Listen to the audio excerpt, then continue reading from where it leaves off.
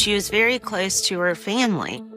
She was a family girl. She was only 22, and there's nothing that will ever fill that hole for them.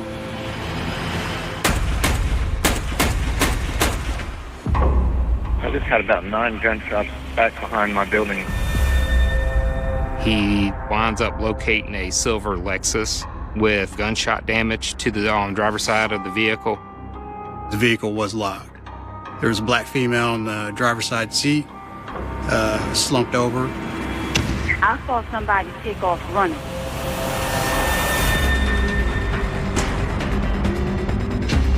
She was always going to be his girl. That means his property. When we got into the cell phone, there was a saved video. She was able to speak from the grave. He wanted to get revenge, and he didn't want her to be happy. May 22nd, 2021. It's just after 10 p.m. in Walterboro, South Carolina. An off-duty Walterboro police officer is relaxing at home. Sergeant Ross Hance has lived at the Forest Point Apartments for a number of years, and he was living there at the time. At 10:14 p.m., he hears a familiar but alarming sound. He, at that point, hears multiple gunshots. He advises here. He hears approximately 9 gunshots come from the parking lot area. He called into dispatch and reported those shots. Hey, I just had about 9 gunshots back behind my building in Forest Point. All right, I'll get somebody out there. I'm stepping outside right now to try to find out what's going on. All right. He proceeds to go outside to check the parking lot, trying to find a crime scene. As the off-duty officer went to look at Randall's cruiser, he noticed that it was a silver Lexus parked next to his car. He winds up locating a silver Lexus with multiple signs of gunshot damage to the driver's side of the vehicle. He saw a silver car with the windows busted out, and that's when he saw the victim. The vehicle was locked. There was a black female in the driver's side seat, slumped over, appeared to be unresponsive. More officers arrive on the scene. In order to gain access to the vehicle, the responding officers had to use what's called a lockout kit. As they attempt to reach the victim, calls continue to come in to 911. 911, where's your emergency? We're at Forest Point. I think somebody already called because cops are already out here. Yes, ma'am. Did you hear anything or see anything? I didn't see anything. We just heard the gunshot. I can let you talk to my neighbor, and she can tell you what she saw maybe. Hold on 1 second. She's coming up the stairs. She was scared because she saw something. Hello? Did you see anybody? I saw somebody take off running. That's what I saw. The officers gain access to the vehicle. The bullets clearly came from the driver's side door, so they came from the passenger side to try to render aid. She had a lot of wounds on her from the glass that had kind of embedded in her skin and cut her when it shattered. She had several gunshots. She was deceased. They searched the car, searched her persons, and they found her ID, which identified her as 22-year-old Danisha Holloway. When they identified her as Denasia Holloway, Officer Hance also knew that she was also a resident within the apartment complex. They were just trying to figure out why someone would do this in, her point of residence. This is her parking lot to her apartment. Who thought that they could do this and get away with it?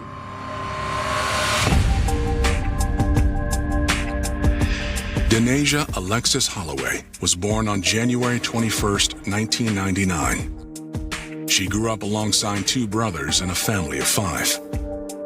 She was the only daughter in her family. Her family really loved her and idolized her as being that only daughter. Denasia went to R.B. Stahl High School in North Charleston, where she excelled at track and also participated in ROTC. According to her family, Denasia was an incredible track star. In her senior year, they said she broke the record for the 100-meter dash, which is absolutely amazing. She ran it in 13.5 seconds in April 1st, 2017. That's just incredible. Denasia enrolled in Coastal Carolina University in 2019, and she majored in biology, scheduled to graduate in the class of 2023. By January 2020, Denasia was dating Justin Carroll. Justin was 21 at the time they met. Denasia was 22. They were really young, and, anyone being in love in your early 20s is going to be pretty much a honeymoon phase. In October, the couple moved in together. They shared an apartment in the Forest Point complex, along with the Denasia's fur babies. She was a humble, sweet person that really loved animals and loved to give her time to different, organizations in the area, but also really spend time with her family and appreciated that element of her life. In early 2021, Denasia and Justin ended their relationship, and he moved out. Denasia planned to leave her apartment in Walterboro. She had just graduated and was coming home. She was trying to move back to Somerville to be with her family, which is where they currently lived. Denasia also took a new job, working for a major shipping company, and started planning her future. One night, Denasia started getting nonstop text messages from Justin. So the way she handled it, she sent him a picture of her and her friend to kind of get him to see, listen, I've moved on. She was getting out into the world again and starting to travel and seeing this new guy.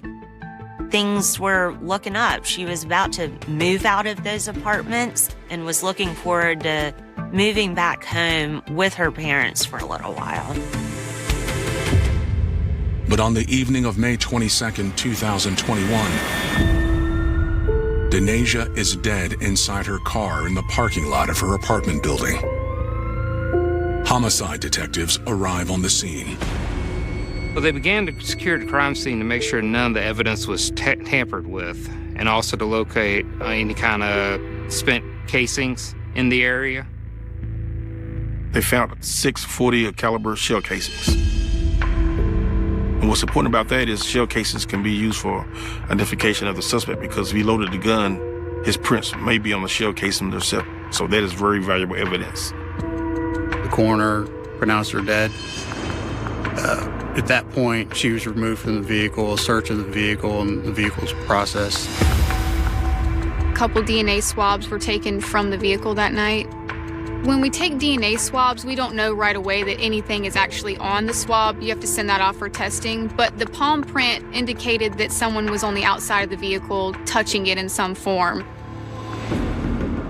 When Denasia was discovered, her car door was shut. Investigators thoroughly searched the inside of Denasia's vehicle for more evidence. Nothing was taken. Her purse was still there. Her cell phone was there. So it wasn't a robbery. What we do when we encounter a phone for a victim, or in any case that we seize a phone, our normal process is to log it into evidence, and we do have to obtain a search warrant to go any further as far as looking into the phone. Her phone could have any kind of messages, any kind of recordings on it. Who knows what she could have on her phone. From there, they started to canvass the area, which means that they're knocking on doors, seeing who heard what, who's seen anything. Officers noticed several residents standing on the balcony, and so they knocked on the door, asked if they seen anything, and some of them said they seen a male running from the scene in very dark clothing, but it was so dark, it was hard to identify his face. And they said, yes, we heard the gunshots. We ran outside. We saw a possible white male running with a hood on and with a mask covered half of his face, so we couldn't really see who he was, but we did see him run from the scene. Is the masked man Denasia's attacker? In crimes of any nature, especially violent crimes like this one, investigators quickly will try and turn to security camera footage. And that can be, from anywhere that had an angle of where this crime occurred. So at that point, they didn't know what was going on. But the apartment complex has surveillance cameras. And so what they did was contact the apartment complex manager, who let them in to review that camera footage. You could see some movement beside her car, and then you see the stocky white male running away.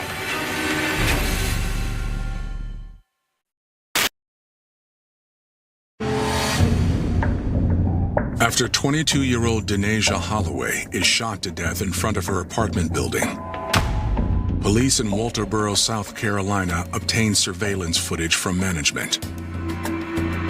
They made contact with the apartment complex so they could review the video evidence, because there was multiple cameras at the scene. On one video, investigators see Denasia's vehicle pull into the apartment complex at 10:05 p.m., minutes before the first 911 call. They observed another vehicle following behind Miss Holloway pull off and park out of sight of the cameras. So as they look through the video, they can see that her Lexus pull in, backs in to the space next to the patrol car. Her lights are still on. After parking what appeared to be a pickup truck in an out-of-the-way area, they saw this white male walk towards the location where she was parked, but kind of linger around behind the building. Within minutes, a white male subject is seen approaching the apartment complex main office, then approaching the 200 building. He's later seen walking away from the 200 building, lighting a cigarette, and then approaching Miss Holloway's vehicle. He goes to the car, and you can clearly see that he's aggressive, talking to her, lean over to the window. You know something's going on, but he's really blocking the view by the camera, right with his body. You can't really see what's going on. The next thing you see is the unidentified male running away back toward the front parking area. Even though they had this security camera footage in the nighttime, in the dark, it's still very hard to pick up any clues. They can see a figure, but they can't really make out any identifying, features of this individual. They also can't get a clear shot of the truck. Across the street, they find more cameras.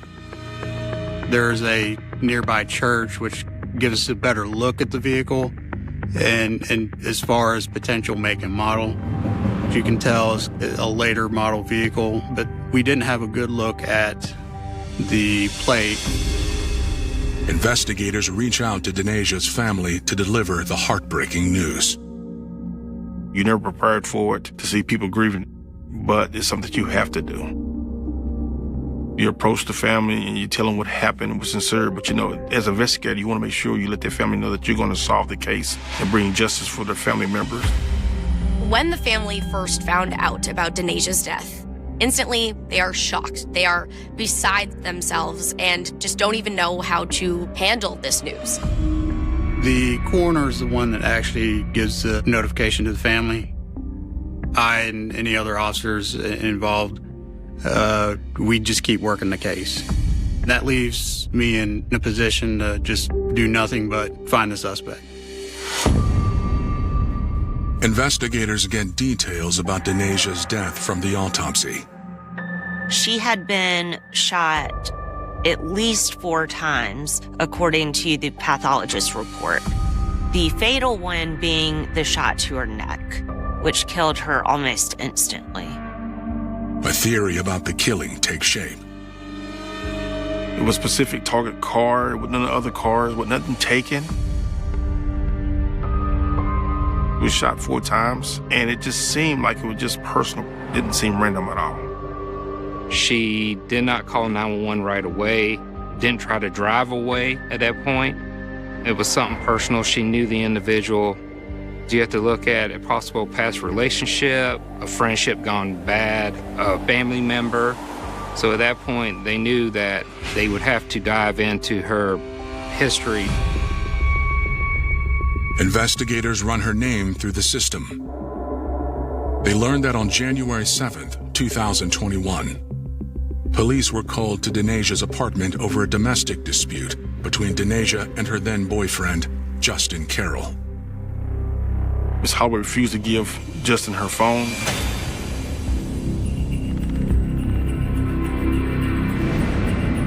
He thought she was cheating. She wouldn't unlock it. He got angry. She refused to open her phone. So then he went to the back bedroom and pulled out the gun out of the dresser drawer and put it to her face.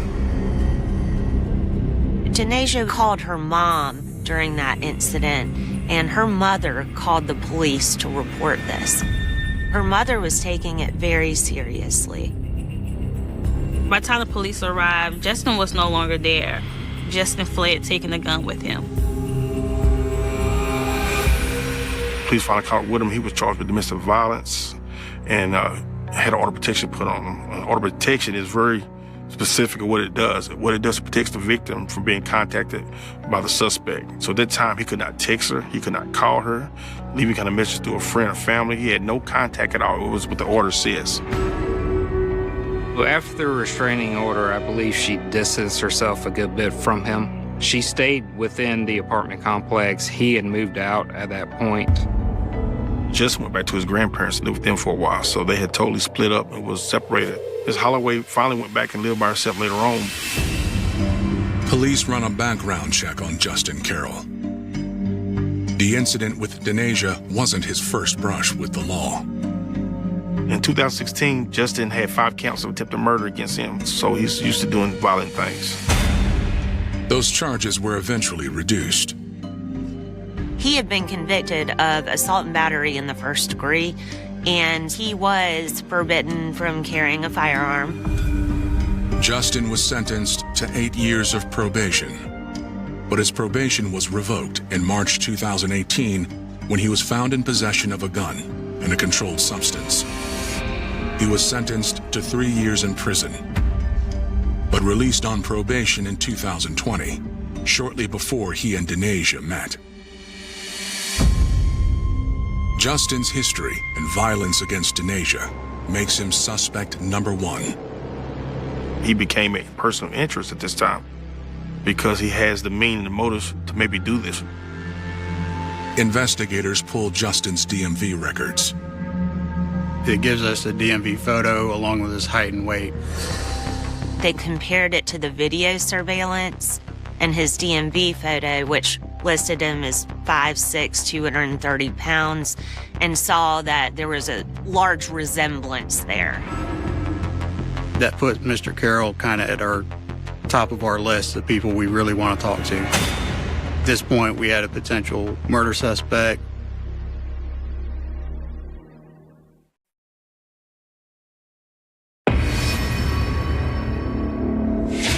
Investigators compared Justin Carroll's driver's license photo to surveillance footage taken from the scene where his ex-girlfriend, Denasia Holloway, was gunned down.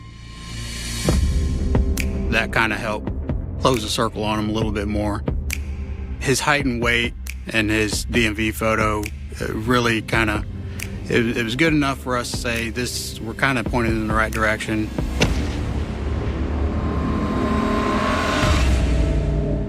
Detectives also learn what kind of vehicle he drives. That vehicle's registered to family members at an address in a different part of the city. We had made contact with the family members that night. They had notified us that he was at work, and from work called them and told them he was going to leave town and go to Charleston. The last thing investigators need is for Justin to leave town. Family members were asked to see if he would come back to Walterboro and talk to law enforcement. Justin told them that he was in Ravenel, South Carolina at the time, and that he would agree to come back and speak with them in reference to the shooting. This time, you knew he had a violent past in history, and that also that they had domestic violence between each other. So they want to get him in custody as soon as possible. Taking no chances, investigators ping Justin's phone so they can follow his movements. Investigators obtained a search warrant through Verizon for the GPS data location and cell phone mapping. We have an investigator with our office who conducts all the mathematical information and basically is able to show what that information means. He was in the area of the Forest Point Apartments at the time of the murder and then headed north to the Ravenel area and then back into the Walterboro area. The pings kind of confirmed that he was making his way back. But suddenly, his route changes. They noticed by picking his phone that he wasn't coming towards the police station at all. There was a bolo put out. Be on the lookout for a white single cab GMC that was en route coming from the Charleston area. Officers with the Colleton County Sheriff's Office located him in the area of Roberts and Boulevard, conducted a traffic stop on him. They did a felony stop on him because you're high risk at that time because they knew he probably had a gun on him. Put the car and park and turn the vehicle off. Take your left hand and open the door outside.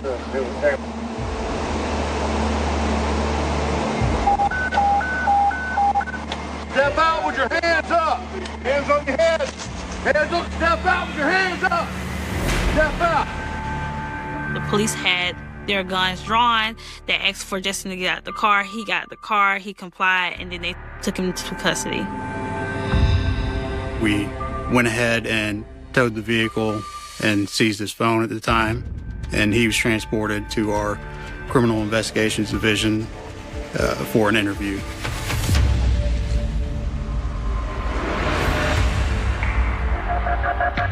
Walterboro PD took him in for an interview. When he was told of Denaja's death, he was not very emotional. Investigators asked Justin where he was at 10 p.m. Justin had said, he left work around 10 and traveled to Charleston. And then he had gone to see a friend in Ravenel, and they went to downtown Charleston from there. When questioned about exactly where they went and what they did, he was very short on answers. He couldn't tell them really anything at all. Justin says his friend goes by the name Blessing Doctor. But Justin's version of his whereabouts don't match what investigators saw when they tracked his phone.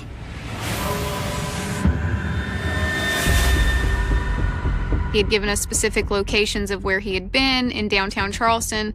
None of that showed on his GPS coordinates. As suspicions around Justin grow, detectives ask him for one more thing. During that interview, they presented him with a GSR kit. He consented. A gunshot residue test is where a person's hands are swabbed, and what it is, the chemical blowback from a gun. When you're firing a gun, it'll leave a residue in your hands. And we swab your hands. We can tell if you fired a gun within the last 24 hours. It's not an instant test. It takes time. There's a lot of factors that play into that testing. At one point during that interview, he did request a lawyer, so we had to let him go. I didn't have enough probable cause to arrest him at that point. Investigators attempt to contact the man Justin said he spent the evening with. The individual they identified as being Blessing Doctor, no one could ever make contact with him. Nobody knew anything about that individual. It wasn't a strong alibi. In the end, I just don't think for investigators it was enough to say Justin had absolutely no part in this. Needless to say, at that point, he's on our radar. We're going to do our best to kind of track his movements.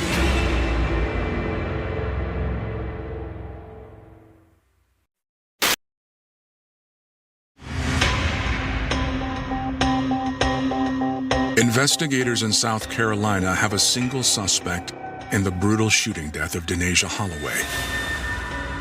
Her ex-boyfriend, Justin Carroll. The day after the murder, they secure a warrant to search his truck. Myself and another officer, we went through the truck. There was nothing in the truck to take. It had been completely cleaned out, and that kind of added to our suspicion.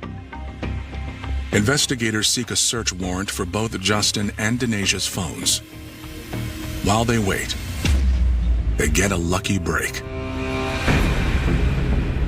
My next step was executing the search warrant for Denaja's phone. We knew that she had been with a male companion of some kind on vacation, presumably in some sort of romantic relationship.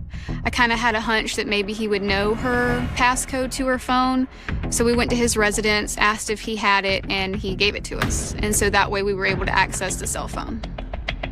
An individual lives their life through social media, texting, phone calls, communicating with friends and family. You could find a life story and history of day-to-day events of what is going on in that individual's life. When we got into the cell phone, we went to the camera roll in the phone, and there was a saved video in the camera roll portion of the phone. It was a very short, maybe 8 to 10 second clip of Justin Carroll outside of Denaja's what appeared to be a car door. The timestamp and the date was exact to our homicide. Denaja instantly felt this threat. She parked next to a Walterboro police vehicle, which in the instance is the safest thing to do, is trying to be as close to law enforcement as you possibly can put yourself. So she saw that immediate threat, and that's when Denaja pulled out her cell phone and began recording this interaction on Snapchat. Miss Holloway said, saw me in my vehicle, he's following me in my parking lot, and I'm locking my doors. So she's trying to get away from him. She wanted nothing to do with him. She even locked her doors. And he still walked up on her trying to have a conversation. And it was very clear that it was Justin Carroll on the video. He's wearing a COVID mask around his chin. As he approaches the vehicle, he does pull the mask up over his face. At that point, the video ends. Seconds later, Denaja was killed. The phone never uploaded the information to social media. The video did not show the actual crime, just the fact that he was there and that he had been approaching her at the time of the crime, or near the time of the crime. Investigators note that Justin's appearance in the video is different from what he looked like in his interview, just a few hours later. They noticed in the Snapchat video that Justin had a full head of hair, a lot of big hair all over his head. But during the interview, it was shaved. Individuals who commit a crime will usually try to change their appearance to include changing of the clothing, haircuts, facial hair. They knew something was up because it was totally different than what it was on the video prior to the day before. So they was very concerned about him fleeing the area and trying to conceal his identity. If Justin did shoot Denaja, he likely tried to cover his tracks immediately. I think he probably went to somebody's house, cleaned up, showered, shaved his head, cleaned out his truck, and got rid of the gun. Because when Colleton County Sheriff's Office pulled him over, one thing that they noticed about that truck was it was extremely clean. There was not a cup, a piece of paper, a fast food bag, anything in that truck. Looking at the timeline of what happened, he had likely ditched the gun somewhere on the way out of town, on the way to Charleston or towards that area. We couldn't exactly pinpoint where he may have tossed the gun. With or without a gun, the video is the evidence investigators need. At that point, we felt comfortable enough to go ahead and secure the arrest warrant for Justin Carroll. But they need to act fast. This time, the investigators feel that he was trying to conceal his identity and probably flee.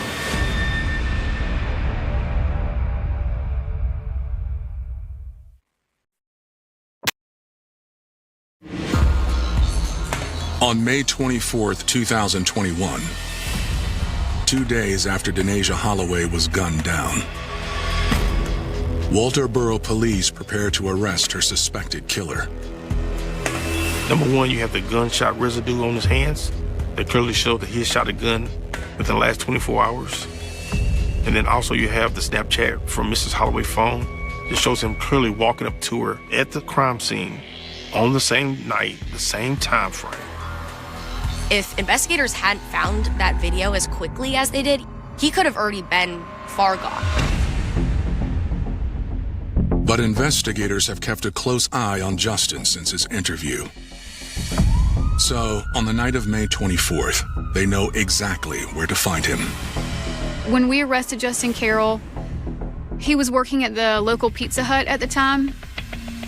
He didn't put up any sort of fight or argument or anything like that. And at that time, he had a mask on that he wore around his neck. This was similar to the one on the Snapchat. If Justin had been planning to flee, he never made it. They proceeded to conduct a secondary interview on Justin Carroll. Justin did not elaborate on any further about the incident. If you still want to talk to us, would you still want to know where like he's dead? I still want to know his. He refused still to talk this time. He asked for an attorney. So at this time, he's still playing hardball. They collected the cell phone from him at that time, and they impounded the truck. Investigators finally received the search warrant for Justin's phone. We had the forensic dumps of the cell phones. Cole's phone seemed to have been pretty much wiped clean. The text message exchange that appeared on Denasia's phone was actually not on Cole's phone at all. The oldest text messages between Denasia and Justin were sent 5 days before the murder. Her messages began with Justin Carroll when she went to Jacksonville, Florida on vacation. Justin basically was trying to start conversation with her about, money, needing items for work, that he still was in love with her. And then quickly the conversation turned jealous, and he started accusing her of being with somebody else. When she did respond finally that she was in Fort Lauderdale and that she was with someone new, I think that was the straw that broke the camel's back. And he said, go ahead and have fun while you can. To me, that seems like the threat. Males that are a perpetrator of domestic violence, they feel like their victims are their property. And because of that, they can never, date anybody, go with anybody. And Justin's mind, she was always going to be his girl. That means his property. 5 days later, Denasia returned home to Walterboro. There was some serious concern about her driving home with her own vehicle. Her father allowed her to take his vehicle and drive home to her apartment in Walterboro. She left her parents' house at about 9 p.m. that night, and he was on her tail as soon as she came into the apartment complex, which was about 10:07. I don't know how he knew exactly when she was getting home, but he did. He had obviously been watching and waiting.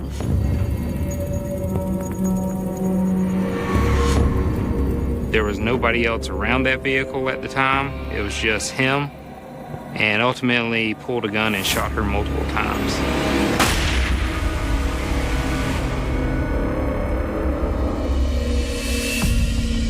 Justin is in custody, but bringing him to justice will be up to prosecutors.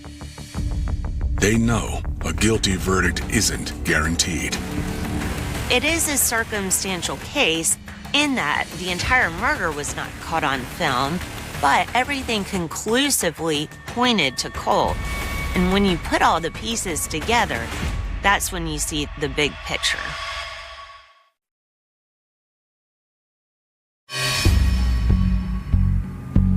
In April 2024, Justin Carroll goes on trial for the murder of Denasia Holloway. It took almost 3 years to get to trial in this case, but we did finally get there. Denasia had a large group of family supporters backing her, her mother, father, family members. Everybody showing up to show support and want justice for this crime. Mom gets very, very emotional. It was very difficult for her to take the stand, but it was very important, and she knew that. She was able to lay some of that foundation.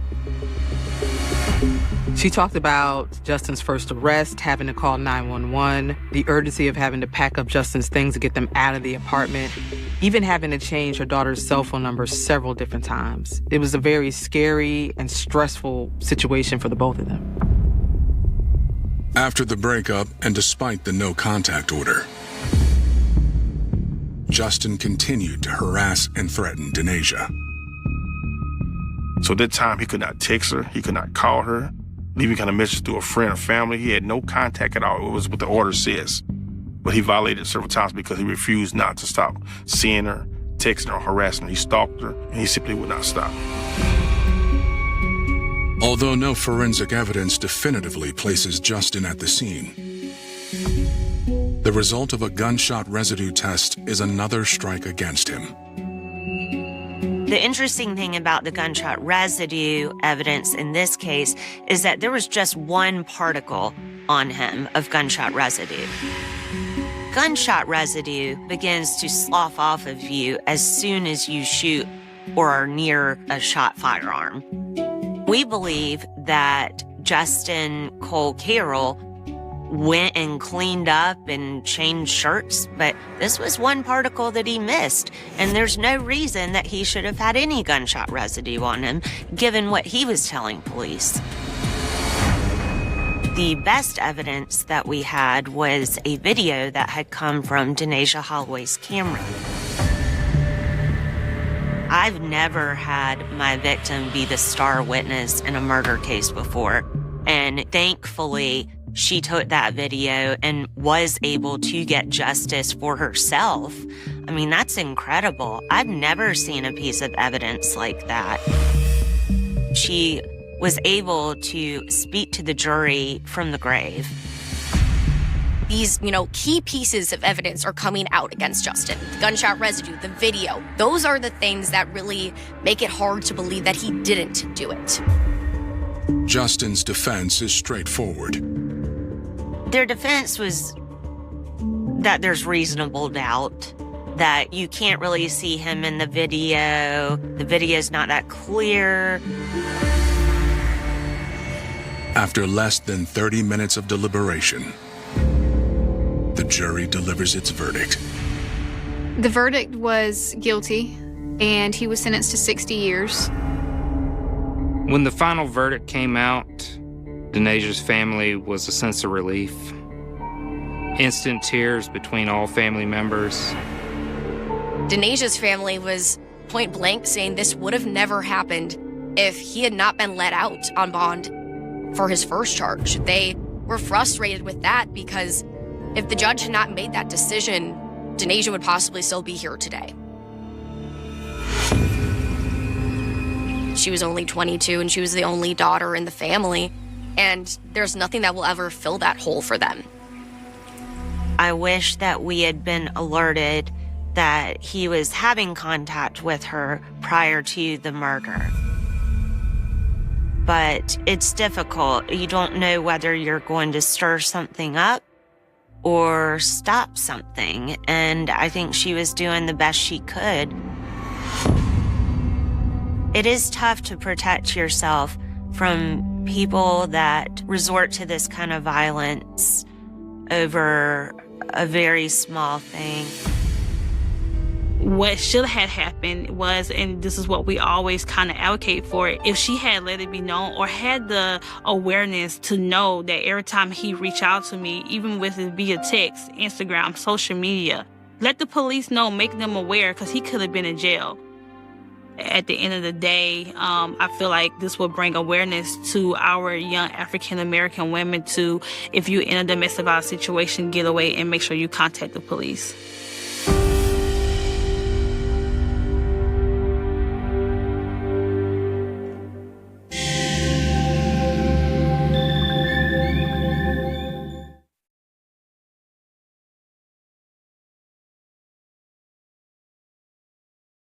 On a quiet stretch of Alberta Highway in 2010, the kind of road where the landscape seems to swallow sound before it can travel far, an RV rolled forward under a pale Canadian sky. Inside it, Lyle and Marie McCann were doing something they had done many times before, traveling together, planning stops, living out a retirement rhythm built on movement rather than stillness. For most drivers passing them that day, they would have been nothing more than another older couple on the road, windows reflecting fields, forests, and the long, open distance that defines Western Canada. They were never seen alive again after that journey. What remains of their final days is not a sequence of moments witnessed in full, but fragments collected later by investigators trying to reconstruct a story the road itself refused to preserve. A fuel stop here, a store receipt there, a timeline that moves forward normally until it suddenly stops making sense. Because at some point during that trip, something intersected with their route, and the RV carrying their lives forward became something else entirely. A sealed space of unanswered questions moving through public highways before disappearing into silence. When the McCanns were reported missing, it did not immediately register as a national crisis. At first, it looked like the kind of concern that families feel when communication fails unexpectedly. Phones go unanswered. Plans are missed. Delays happen. But as hours turned into days, the absence of contact became heavier, more structured, less explainable by chance. The RV was not just late. It was gone. Search efforts expanded quickly across Alberta's rural corridors, where distances are measured not in minutes, but in stretches of road that feel longer than they are. Helicopters scanned tree lines. Ground teams moved through uneven terrain. Police retraced possible routes based on fuel usage, expected stops, and the couple's known habits. But the landscape offered very little in return. It is one of the defining characteristics of that region. It does not easily reveal what it has absorbed. Then came the RV. It was found burned. Fire had consumed much of what would normally tell a story. The interior was damaged to the point where identification of events inside the vehicle became difficult. Metal frames twisted, surfaces charred, compartments reduced to outlines of their former function. For investigators, a burned vehicle is both a clue and a problem. It signals intentional destruction, but it also erases the fine details that allow reconstruction of what occurred before ignition. What it did not provide was closure. And more importantly, it did not provide the bodies of Lyle and Marie McCann. That absence changed everything. Because now the case was no longer about a missing couple who might have lost contact or encountered an accident. It became a missing persons investigation without the most expected element of resolution: remains. The RV had been reduced to evidence of destruction, but not confirmation of death in the traditional forensic sense. It left investigators in a space where they had to infer outcomes from behavior, timing, and the absence of survival indicators. In situations like this, uncertainty becomes its own kind of pressure. Every new detail has to carry more weight because it is standing in for something that is no longer physically present. As investigators traced movements around the time of disappearance, attention eventually shifted toward individuals seen near the area where the RV was last known to have traveled. Among those names that emerged during the investigation was Travis Vader, a man with a history that placed him within the orbit of property crimes and unstable living conditions in rural Alberta. He was not initially presented as a definitive suspect in the public imagination, but as someone of interest within a widening investigative field. What mattered was not just his presence in the broader timeline, but how that presence aligned with the disappearance window and the subsequent discovery of the burned RV.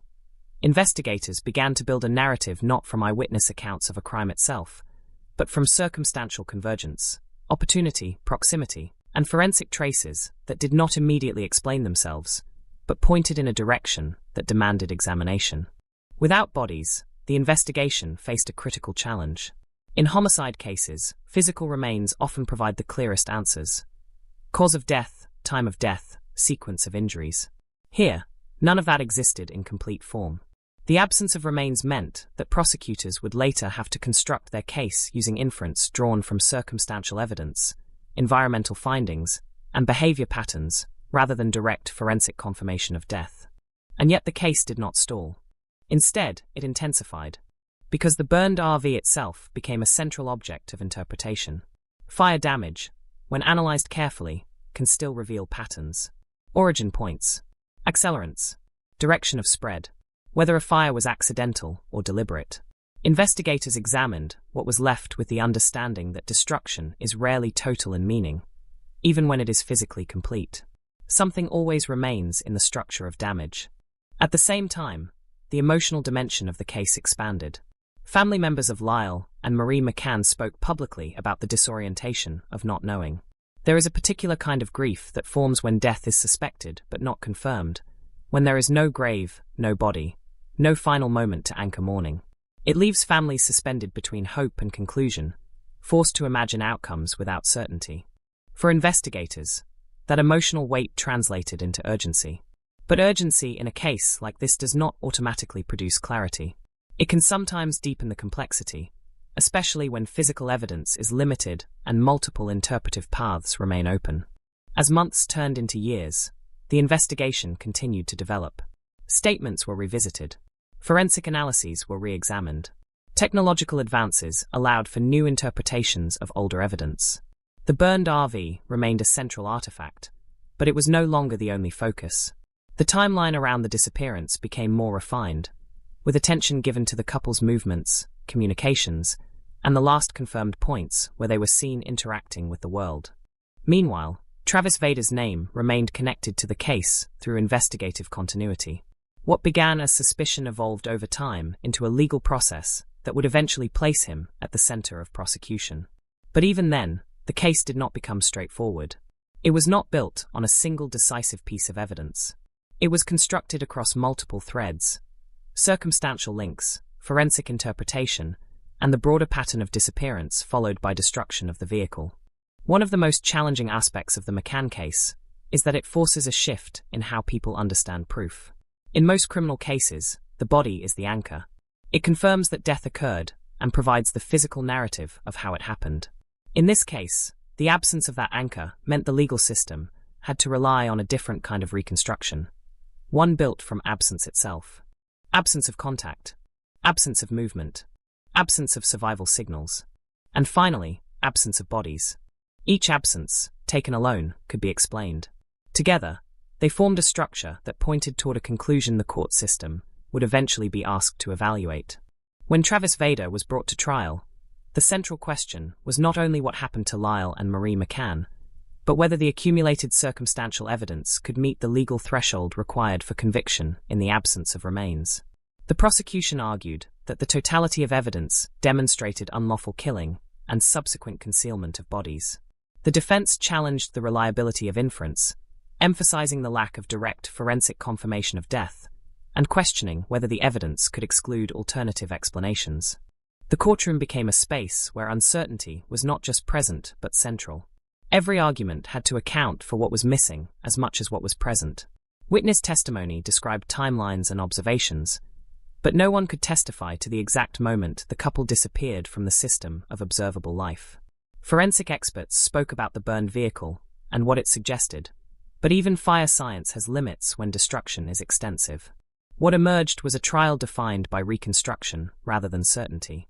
And in the end, the court reached a verdict of guilt on counts related to their deaths, marking one of the most controversial aspects of the case: a murder conviction without recovered bodies. For some, it represented a necessary acknowledgement that modern investigations cannot always depend on physical remains. For others, it raised difficult questions about the boundaries of reasonable doubt when the most fundamental piece of evidence is absent. Sentencing followed, but the case did not close in the way cases are often expected to close. There was no graveside, no final confirmation of remains, no physical return of the McCanns to their family. Legally, the matter was resolved. Emotionally, it remained suspended. Even after conviction, discussions around the case continued. Legal analysts debated the implications of convicting without a body. Investigators reflected on the challenges of rural disappearances, where environmental factors and time can erase evidence more effectively than any human action. Families continued to live with a form of loss that is permanent but unfinalized. And in the background of all these discussions remains the image that started it all.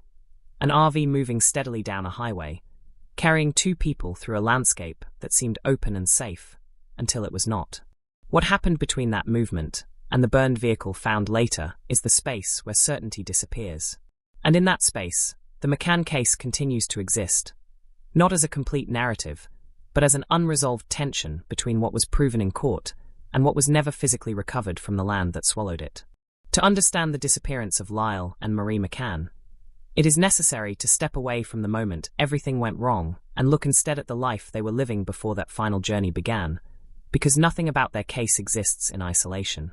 Their story is not only about a crime scene that was never fully recovered, but about two people who had reached a stage of life where movement itself had become a form of identity. They were a retired couple from Alberta, people who had spent decades building routines that eventually gave way to freedom. Retirement, for them, was not a retreat into stillness, but an expansion into travel. The RV was more than transportation. It was a small, mobile version of home, carrying the essentials of daily life into landscapes that changed constantly outside the windows. For many who knew them, this lifestyle was familiar among retirees in Western Canada, where long highways and vast distances make road travel not just practical, but almost cultural. Lyle McCann was often described as steady, practical, someone who understood systems and maintenance in the quiet way of people who have spent a lifetime fixing what breaks before it becomes a problem.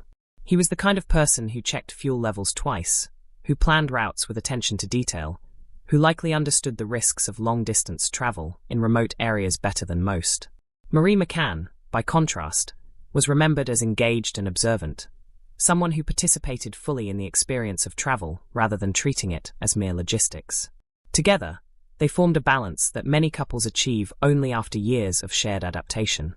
Their decision to travel in 2010 was not unusual in itself.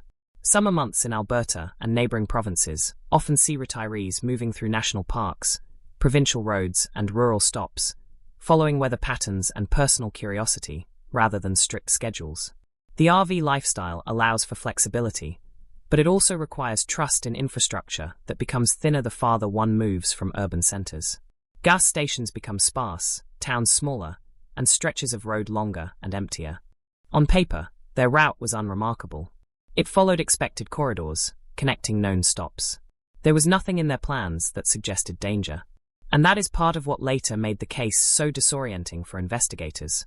There was no obvious deviation in intention before the disappearance. No known conflict. No reported threats. No indication that their journey had intersected with anything hostile until the moment it did. The RV itself was a self-contained environment. For couples like the McCanns, it represented independence. Food, shelter, mobility, and familiarity all combined into a single vehicle. But that same self-containment becomes significant in hindsight, because when something disrupts that enclosed world, the disruption remains inside it. Unlike a home, which is anchored to a location, an RV moves through public space continuously. That means any incident occurring inside or around it is also moving, carried forward through roads and distances, before it ever becomes visible as a problem. In the days before their disappearance was recognized, there was nothing outwardly alarming to those who might have seen them. This is often the most unsettling aspect of missing persons cases involving travel. Life appears normal from the outside, right up until the moment it is not. As investigators later reconstructed, the McCanns were last confirmed on surveillance and transactional records, moving through expected points along their route. These fragments are important because they establish presence without capturing context. A fuel purchase confirms location at a specific time. A store receipt confirms interaction with a commercial system. But neither reveals what was happening inside the RV itself, or who else might have been nearby during those moments. This gap between external documentation and internal reality is where uncertainty begins to grow. It is also where investigators must begin building hypotheses. In rural Alberta, especially along less populated highways, there are long stretches where vehicles pass without witnesses. Trees line the road in some areas, open fields in others. Visibility can be high, but observation is not guaranteed. A vehicle can disappear from one point and reappear miles later without anyone noticing the interval between. For the McCanns, this meant that the critical window of time when they were last seen alive and when they were reported missing was already partially unobservable from the start. Investigators knew where they had been. They did not know precisely when or where things changed. As the search expanded, attention naturally turned toward anomalies. In missing persons investigations, anomalies are often the first indicators of foul play. A vehicle abandoned where it should not be. Signs of fire or disturbance. Items out of place. In this case, the discovery of the burned RV provided one such anomaly, but it also complicated interpretation because fire destroys as much as it reveals. Before that discovery, however, the investigation operated in a state of uncertainty. Search teams canvassed routes. Air support scanned forested areas. Local authorities coordinated with provincial resources. The McCanns were treated as potentially endangered, but not yet confirmed victims of homicide. That distinction matters, because it shapes how evidence is prioritized and how urgency is framed. Meanwhile, public attention began to grow. Cases involving missing older couples traveling by RV carry a particular emotional resonance. They challenge assumptions about safety in familiar activities. Road travel is often perceived as controlled risk, predictable and routine. When it results in disappearance, it forces a re-evaluation of that assumption. As days passed without contact, concern escalated. Family members provided investigators with background information about habits, routines, and communication patterns. These details are crucial in establishing what is normal versus what is abnormal for the individuals involved. In the McCann case, normality had been consistent communication and predictable movement. The sudden absence of both created a clear deviation. It is during this phase of an investigation that theories begin to form, even before physical evidence is fully processed. Investigators consider accident scenarios, voluntary disappearance, medical emergencies, and criminal interference. Each possibility is weighed against available facts, but none can yet be confirmed. The eventual discovery of the burned RV would later shift the direction of the investigation significantly, but at this early stage, before that confirmation, the case existed in a liminal state between missing persons and suspected foul play. What makes this phase particularly important in retrospective analysis is that it reveals how fragile the boundary between categories can be. A case can move from one classification to another based on a single piece of evidence, such as a vehicle, a location, or a forensic finding. Until that moment, investigators must operate with restraint, avoiding premature conclusions while still preparing for worst-case scenarios. In parallel, the environment itself played a role.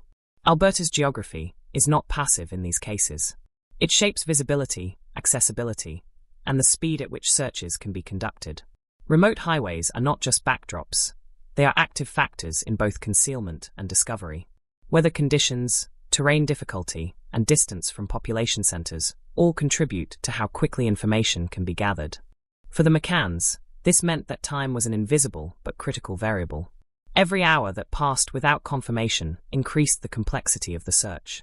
Not because the situation necessarily changed, but because evidence becomes harder to recover with time.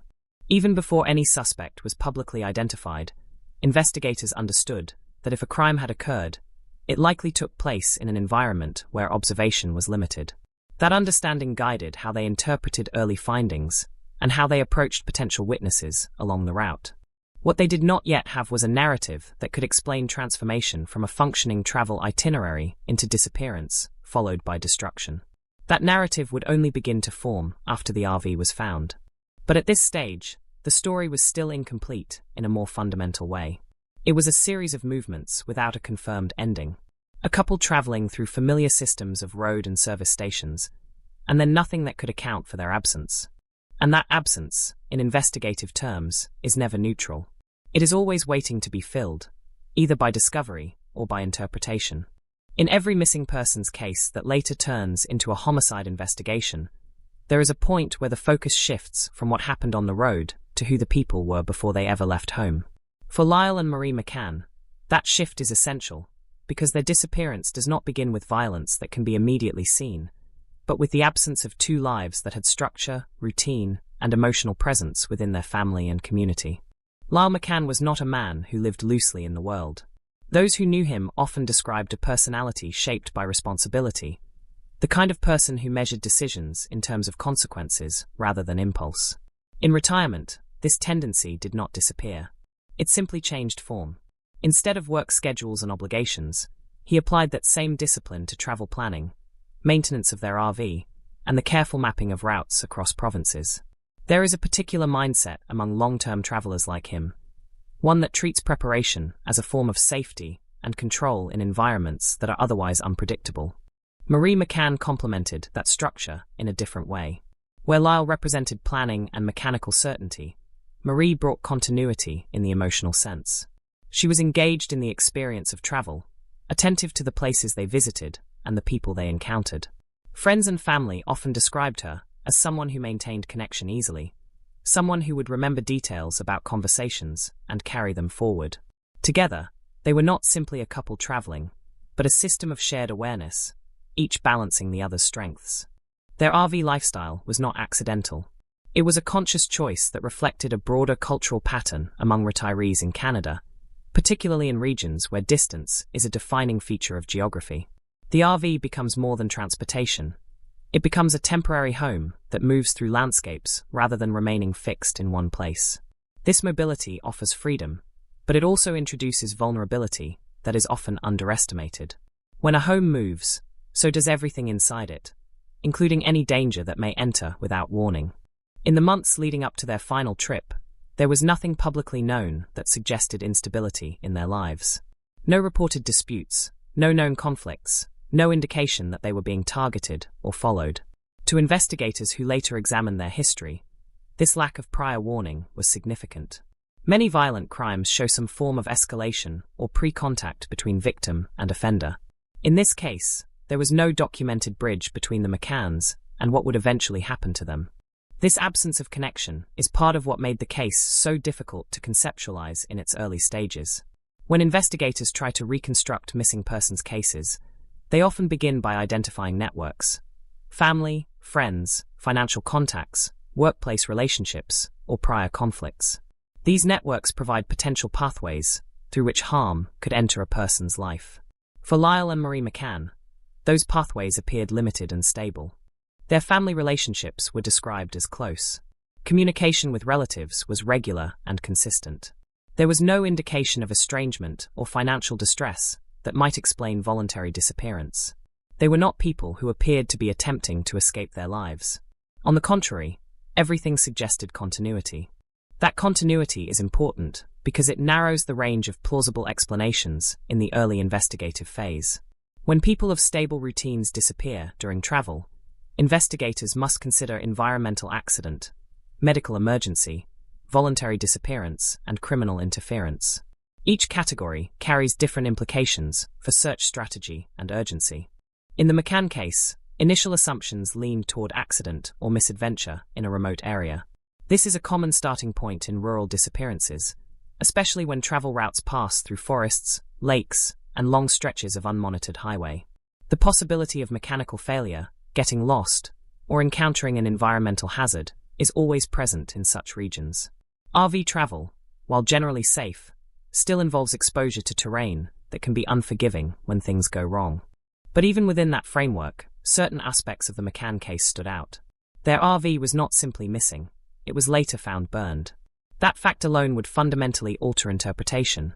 But even before that discovery, investigators were already dealing with an unusual absence of communication and traceability beyond expected points on their route. At the family level, the disappearance created an immediate rupture in normal expectation. Relatives who were accustomed to regular updates suddenly found themselves without any contact. This is often the first emotional signal that something is wrong, even before law enforcement confirms it. Families begin making calls, checking locations, retracing possible stops. That emotional labor becomes part of the early investigation, even though it is not formal evidence.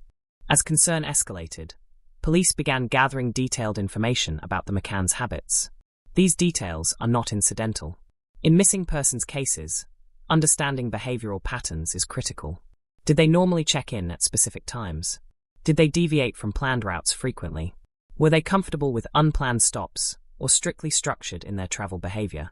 Each answer helps determine whether a deviation is likely accidental or significant. For Lyle and Marie, the pattern suggested predictability. They were not described as impulsive travelers. They followed planned routes and maintained communication expectations. That predictability made the sudden silence more pronounced. Another important element in reconstructing their lives is understanding their relationship with their RV itself. For many long-term travelers, the vehicle becomes an extension of identity. It is maintained carefully, stocked with supplies, and treated as a safe space in unfamiliar environments. This sense of security is psychologically important, because it means that when something disrupts that space, the disruption is not just physical, but deeply personal. When investigators later examined the burned RV, that symbolic dimension became even more significant. But at this stage of the investigation, before that discovery, the RV still represented safety and normality. It was the environment in which the McCanns were last known to exist as a functioning unit of daily life. As days passed without contact, the emotional tone around the case shifted. What begins as concern gradually becomes fear, and then uncertainty solidifies into anticipation of discovery. Law enforcement, meanwhile, began coordinating search efforts that extended across rural highways and surrounding areas. These searches are shaped by probability models, based on last known location and expected travel distance, but they are always constrained by geography and time. In cases like this, one of the most difficult realities is that absence of evidence does not remain static. It decays. The longer a search takes, the more difficult it becomes to distinguish between absence due to distance and absence due to concealment or destruction. This is why early hours and days are critical, even in large geographic areas. For the McCanns, however, those early hours did not yield clear answers. No confirmed sightings after the last known points. No emergency communications. No mechanical distress signals. Only silence stretching across a landscape that offered few witnesses. That silence is what eventually led investigators to broaden their scope from missing persons to potential criminal involvement, even before any physical evidence confirmed that shift. In investigative practice, this is a necessary adaptation. When a case fails to resolve within expected parameters, assumptions must evolve. Still, at this stage, everything remained theoretical. The McCanns were not yet confirmed victims of a crime in the legal sense. They were individuals whose disappearance could still, in theory, be explained by unknown but non-criminal circumstances. That ambiguity is what makes early investigative phases so unstable. What is now clear in hindsight is that their lives before the disappearance contained none of the visible markers that often precede violent cases. No escalation of conflict. No financial collapse. No known enemies. This absence of motive does not eliminate the possibility of crime, but it complicates how that crime can be understood once it is suspected. And so, before the burned RV was found, before suspects were named, before legal proceedings began, the McCann case existed as something more fragile than a solved or unsolved crime. It existed as a disruption in a predictable life pattern, unfolding across a road that should have led them somewhere else entirely, but instead led into silence. The moment everything changed in the McCann investigation is not defined by the disappearance itself, but by what was eventually found after the silence had already settled. In cases like this, there is often a delayed impact between the last known sighting and the physical evidence that confirms the worst fears. For Lyle and Marie McCann, that delay stretched across days that felt uncertain for the family and increasingly procedural for law enforcement, until a single discovery forced the case into a completely different category. The RV was found burned. That sentence, simple as it is in documentation, carries the weight of an entire transformation in investigative direction. Because a missing vehicle is ambiguous, but a burned vehicle is not neutral. Fire is not passive. It is either accidental in origin or deliberately applied, and investigators are trained to read that distinction carefully even when the damage is severe.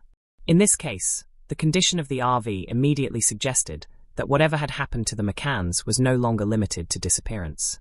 Something had actively erased part of the physical record. The location where the RV was discovered added another layer of significance. It was not found in a place consistent with a routine stop or mechanical failure.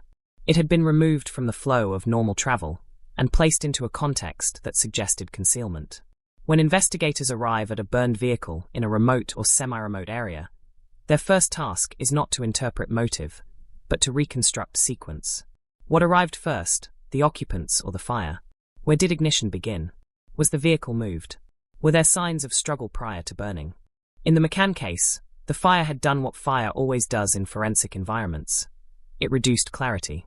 Interior materials were destroyed or deformed beyond recognition in many areas. Organic evidence that might have indicated presence or injury was compromised. This is one of the reasons burned vehicles are so difficult in criminal investigations. They do not simply damage evidence, they reorganize it into ambiguity. But even in destruction, patterns remain. Investigators examined burn patterns to determine origin points. They looked for indicators of accelerants, which can suggest intentional ignition rather than accidental fire. They analyzed structural deformation to understand how long the fire burned and whether it was consistent with a controlled or uncontrolled event. Each of these observations contributes to a larger reconstruction, even when the original scene has been heavily compromised. At the same time, another critical fact shaped the interpretation. Lyle and Marie McCann were not found inside the RV. This absence immediately expanded the scope of the investigation. If the fire had resulted in fatalities, the expectation would be to recover remains, even in partial form. The fact that no bodies were present meant that the individuals had either been removed before the fire or were never inside at the time of ignition. Both possibilities carry very different implications, but neither suggests a natural or accidental disappearance. From this point forward, the case could no longer be treated as a missing persons investigation in the traditional sense. The burned RV functioned as a transition point, converting uncertainty into suspicion of criminal activity. As forensic teams processed the vehicle, attention turned to trace evidence. Even in heavily damaged environments, small fragments can survive. Metal components, partial biological traces, residue patterns, and structural anomalies all contribute to reconstructing events. Investigators documented everything methodically, understanding that in cases with limited physical evidence, interpretation becomes dependent on accumulation rather than singular proof. While forensic work continued, parallel investigative tracks focused on the McCann's final known movements. This is standard procedure in cases involving vehicles, because the route leading up to discovery often holds as much significance as the discovery itself.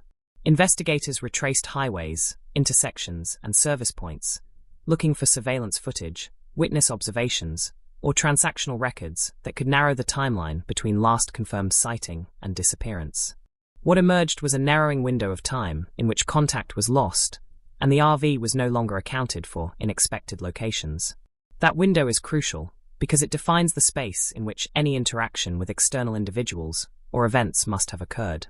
At the same time, the absence of Lyle and Marie from the burned vehicle forced investigators to consider scenarios involving abduction or forced removal.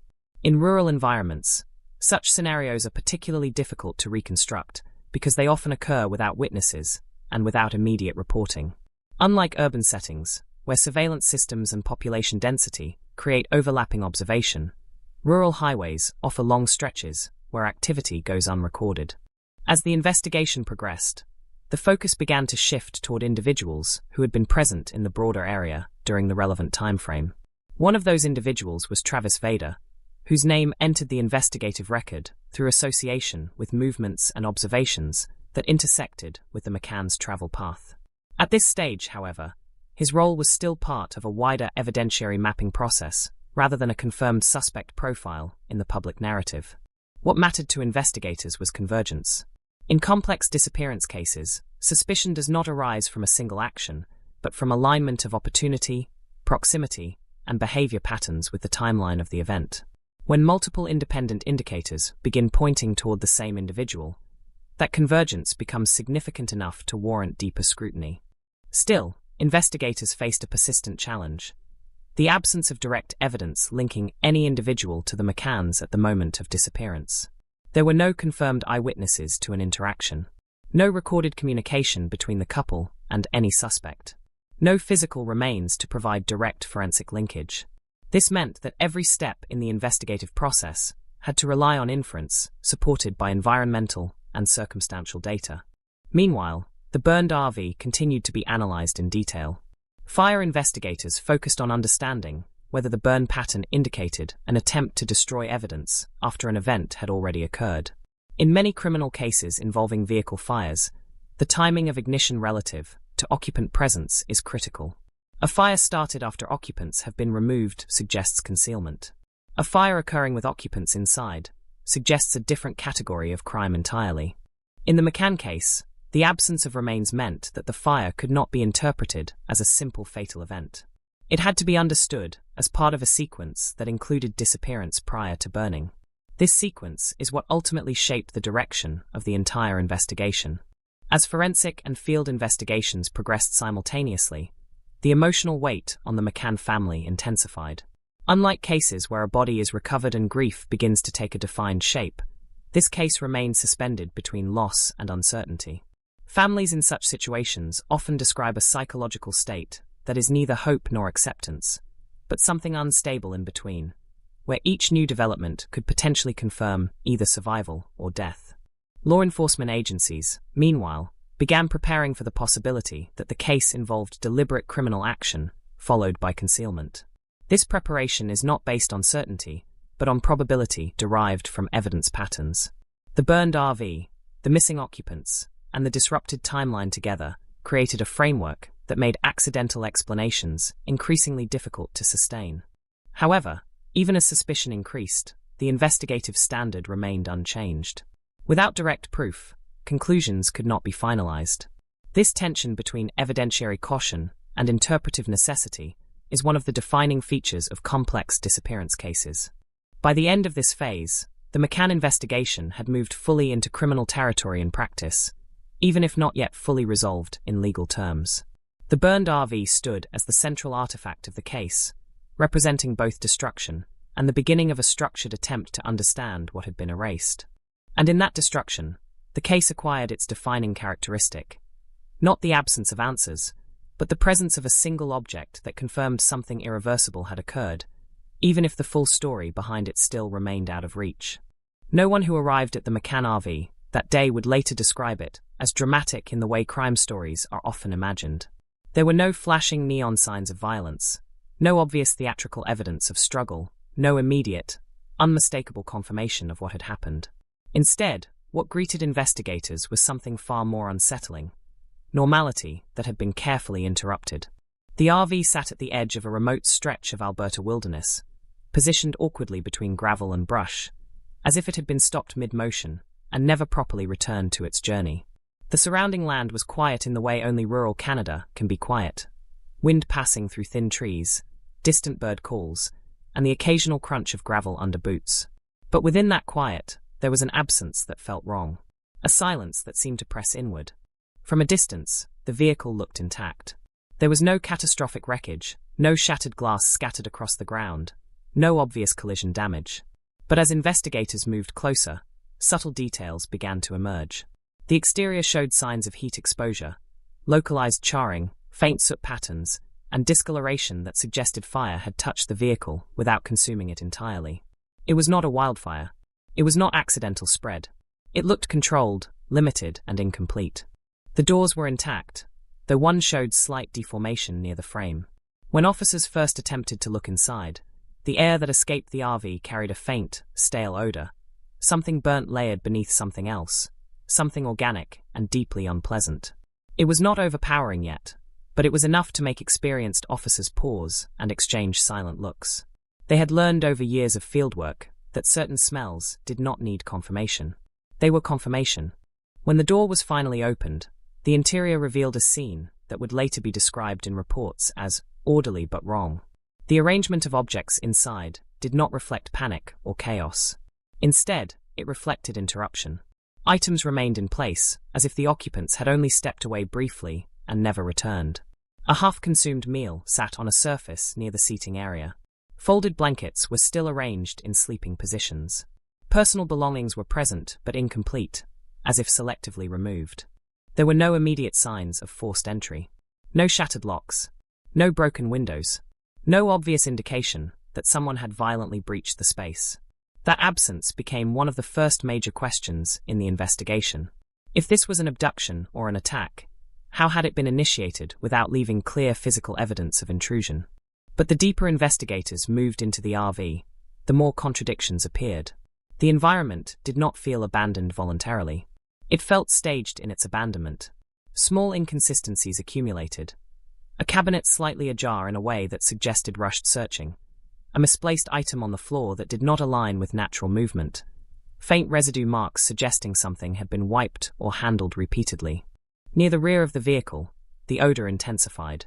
The faint trace of burn and organic decay became more concentrated, guiding officers toward the area where the most significant damage had occurred. There, they observed localized fire effects. Areas where heat had been applied long enough to alter materials, but not long enough to destroy the structure entirely. Plastic components were warped rather than melted completely. Upholstery showed partial charring. It was not a total burn. It was selective. That detail immediately raised concerns among investigators. Fire in cases like this is often associated with concealment. But concealment usually aims for completeness. This, however, felt interrupted. As if someone had attempted to erase evidence, but had been forced to stop, or had miscalculated the time required. Outside the RV, the surrounding terrain became the next focus. Search teams expanded their perimeter in widening circles, scanning for footprints, drag marks, tire impressions, or any physical trace of movement away from the vehicle. The ground was dry in places, soft in others, creating inconsistent conditions for tracking. That inconsistency worked against the investigation. Some impressions were visible but incomplete, broken by terrain or weather. Still, faint traces were documented. Partial footprints leading away from the RV area suggested human movement, but they lacked clarity. No single directional path was clearly dominant. Instead, the impressions appeared scattered, as if movement had occurred in multiple directions or under confusion. Investigators debated whether this represented multiple individuals or a single person moving back and forth under pressure. One theory quickly emerged. The McCanns may have been removed from the RV rather than leaving it on their own. The lack of defensive damage inside the vehicle supported this idea. There were no overturned chairs, no signs of prolonged struggle that one would expect if two adults had fought for survival within a confined space. But absence of struggle did not mean absence of force. It only meant that whatever had occurred may have been swift, controlled, or psychologically disorienting. Another possibility was deception. Investigators considered whether the couple may have been lured outside the RV voluntarily. This theory aligned with the intact nature of entry points. If someone had approached them under false pretenses, posing as law enforcement, offering assistance, or creating a believable emergency, they may have exited without resistance. But this theory introduced its own complications. It required a level of planning and social engineering that implied premeditation. As forensic teams continued their examination, they began collecting trace evidence. Microscopic particles embedded in surfaces were carefully removed. Fibers, residues, and any potential biological material were catalogued. In cases without bodies or direct witnesses, these fragments often become the foundation of reconstruction. Every particle had the potential to tell a fragment of the truth. Inside the RV, the atmosphere was described by one investigator as frozen in time, but missing time at the same time. That paradox became central to how the scene was later understood. It was not simply that something had happened there. It was that something had been removed from it in a way that disrupted normal narrative logic. Communication devices were notably absent. Personal electronics that would typically accompany travelers were either missing or not immediately found. This raised the possibility that communication had been intentionally cut off early in the sequence of events. If true, it suggested that isolation was part of the incident structure, not a byproduct. Outside, law enforcement expanded the timeline investigation. They began tracing the McCann's movements leading up to the discovery. Rest stops, fuel stations, and highway surveillance points were reviewed. Most footage showed a routine journey. Nothing in their behavior indicated distress. This normalcy made the disappearance even harder to interpret. There was no visible turning point moment captured on camera. No clear transition from safe travel to danger. As the day progressed, weather conditions began to shift slightly, introducing wind that complicated tracking efforts. Dust and loose debris could easily obscure faint footprints. Investigators understood that time was not neutral in cases like this. It was actively destructive. Every passing hour reduced the probability of recovering intact evidence. By the second day, media attention had begun to grow. The idea of an elderly couple disappearing during a routine RV trip resonated with public fear in a specific way. It was not a dramatic criminal spectacle. It was vulnerability in an everyday setting. People saw themselves in the McCanns. Retirees traveling peacefully, trusting roads and familiar systems, suddenly erased without explanation. But behind the public narrative, investigators were already narrowing their focus. They did not yet have suspects, but they had begun constructing behavioral models of the event. Was this opportunistic? Was it targeted? Was it random violence or something more deliberate? The condition of the RV suggested planning, but not perfection. The incomplete fire damage suggested interruption. The lack of clear theft suggested either selective motive or time pressure. The missing individuals suggested removal rather than immediate local violence. Each clue, however, led to another question rather than a conclusion. As night fell over the site, floodlights illuminated the RV from multiple angles, turning it into a sterile object under artificial light. In that light, every scratch, stain, and imperfection became more visible, but none became more explanatory. The vehicle stood as both evidence and absence, a container of something that had already been taken away. And as investigators continued to document, photograph, and analyze, one realization slowly solidified in the background of the case. This scene was not the end of the story, and it was not even the middle. It was only the first page of something far larger, something that would take years to fully unfold, if it ever could be understood at all. In the early stages of the McCann investigation, there is a moment every lead investigator recognizes: the transition from confusion to structured uncertainty. It is the point where the initial shock of the scene fades, and the real work begins. Not finding answers, but sorting through the endless possibilities of what those answers might be. At first, the disappearance of Lyle and Marie McCann presented itself as an open landscape of theories. Each one seemed plausible in isolation, yet none could fully survive contact with the available evidence. The absence of bodies, the partially damaged RV, the missing personal items, and the lack of a clear witness all created a vacuum that quickly filled with speculation. The earliest assumption was simple: a robbery gone wrong. It is often the default explanation in missing persons cases involving travelers. An elderly couple in an RV, possibly perceived as vulnerable, could have been targeted for cash, valuables, or the vehicle itself. On paper, it made sense. RVs are mobile, contain supplies, and can be sold or dismantled. But as investigators began to examine what was actually missing, this theory started to weaken. There was no clear evidence of systematic theft. While some items were absent, the scene did not reflect a thorough stripping of valuables. In many robbery-related disappearances, the interior of a vehicle is ransacked, drawers opened, compartments emptied, electronics removed in haste. Here, the disorder was minimal. That inconsistency forced investigators to reconsider motive. If robbery had been the primary driver, it appeared unusually incomplete. Another theory centered on opportunistic violence. This version of events suggested that the McCanns encountered someone already operating in or near the area, perhaps a transient individual, someone familiar with rural routes, or someone with knowledge of remote terrain.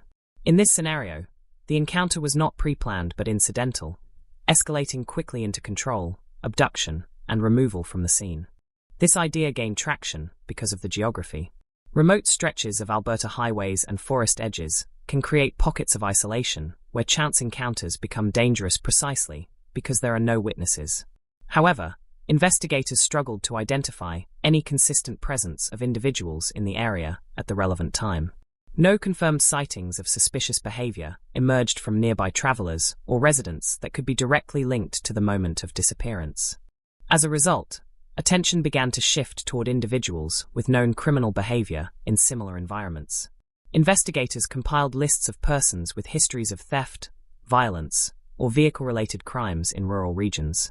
Among these profiles, one category stood out: offenders who had previously targeted travelers or remote properties.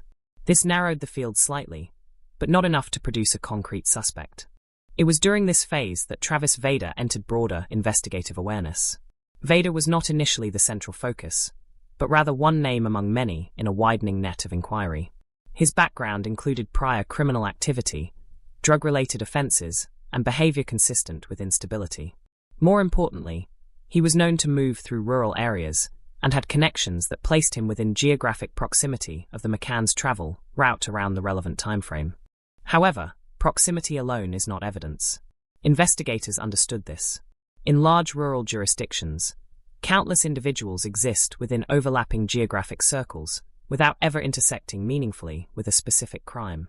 Still, Vader's name persisted in discussions because of behavioral patterns that aligned loosely with opportunistic offending. Yet even as his profile was reviewed, no direct physical evidence linked him to the RV scene. There were no fingerprints recovered at the time that could be conclusively tied to him. No eyewitness account placed him with the McCanns. No recovered property belonging to the couple was found in his possession during the early phases of investigation. As a result, the case remained fundamentally circumstantial. Meanwhile, investigators explored another avenue: whether the McCanns had been targeted in advance. This theory suggested premeditation, possibly involving surveillance or knowledge of their travel plans. It raised uncomfortable questions about how easily someone could track RV travelers. Unlike commercial flights or fixed itineraries, RV travel is fluid. It is shaped by mood, weather, and spontaneous decisions. That unpredictability makes pre-planning difficult, but not impossible if someone were monitoring patterns or waiting for opportunity rather than specific timing. Despite this possibility, no evidence of stalking or tracking behavior emerged. No prior threats were recorded. No suspicious contacts with the family were identified. Their journey appeared routine and private. Investigators also examined the possibility of a staged disappearance, an internal family conflict or voluntary exit. But this theory collapsed quickly under scrutiny. The McCanns had established lives, social connections, and no known indicators of planning to vanish. Financial records showed no preparation for sudden departure. Their personal effects, expectations, and travel plans all contradicted the idea of voluntary disappearance. As each theory was tested, it either weakened or dissolved entirely. What remained was a frustrating core truth. The case resisted simplification. Another investigative direction involved the RV fire damage. Analysts studied whether the fire was an attempt to destroy forensic evidence or merely incidental damage caused during another act. The limited spread of the fire suggested control rather than catastrophe. But control itself did not clarify intent. It could indicate concealment, distraction, or even panic-driven behavior. Some investigators speculated that the fire may have been intended to mislead, creating the impression of an accident or forcing responders to focus on damage rather than disappearance. Others argued it was simply a failed attempt at destruction, interrupted before completion. Without definitive burn patterns or accelerant residue clearly identified at the time, the fire remained ambiguous. As weeks passed, the investigation expanded beyond physical evidence into behavioral reconstruction. Analysts attempted to rebuild a timeline minute by minute, based on the last confirmed sightings of the McCanns. Surveillance footage from earlier points along their route showed nothing abnormal. Witness statements from gas stations and rest stops described a typical elderly couple traveling in an RV, appearing calm and unremarkable. This lack of behavioral deviation was itself significant. In many abduction cases, subtle changes in demeanor or travel patterns provide early indicators of distress. Here, no such indicators existed. The transition from normalcy to disappearance was abrupt and invisible. As pressure mounted, investigative teams revisited the scene repeatedly. Each return was less about finding new physical evidence and more about testing assumptions. Could something have been missed in the initial sweep? Could environmental factors have obscured critical details? Could secondary locations exist where evidence had been moved? Search efforts expanded into surrounding forested areas and secondary roads. Ground teams, canine units, and aerial surveys were deployed. Still, no bodies were recovered. No secondary crime scenes were identified. The absence of remains became one of the most defining and haunting aspects of the case. Without bodies, the investigation remained anchored in inference. And inference, while powerful, is fragile in court settings. Investigators were aware that building a prosecutable case would require more than suspicion. It would require a coherent narrative supported by evidence strong enough to survive defense scrutiny. By this stage, Travis Vader remained a person of interest, but not a confirmed suspect in the formal sense. He represented a possible link, not a conclusion. Investigators continued to examine his movements, associations, and criminal history, but the evidentiary gap remained substantial. What emerged instead of resolution was pattern recognition. The McCann case was beginning to resemble other rural disappearances, where victims vanished without direct trace, leaving behind only abandoned vehicles or partial scenes.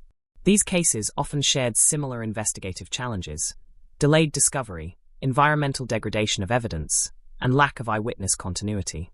For families of Lyle and Marie McCann, however, these analytical categories meant little. For them, the absence was not theoretical. It was permanent uncertainty. As the investigation moved forward, one truth became increasingly clear to those closest to the case. The McCann disappearance was not going to be solved quickly, and it was not going to yield answers through a single breakthrough moment. Instead, it would require years of accumulation, contradiction, and revision. And even then, certainty might never fully arrive. By the time the McCann investigation reached its critical turning point, the case had already spent years resisting resolution. It had absorbed theories, discarded suspects, and survived repeated cycles of public attention and investigative re-evaluation. What made it endure was not a lack of effort, but a lack of something more fundamental: a clean, direct line between victim and perpetrator that could hold up under legal scrutiny. Then, slowly and unevenly, that began to change. The breakthrough did not arrive as a single dramatic revelation. It came instead as an accumulation of pressure points, small inconsistencies, revisited evidence, and shifting interpretations of earlier findings. Investigators began to re-examine the case not as a single disappearance, but as a sequence of connected events that might have extended beyond the RV scene itself.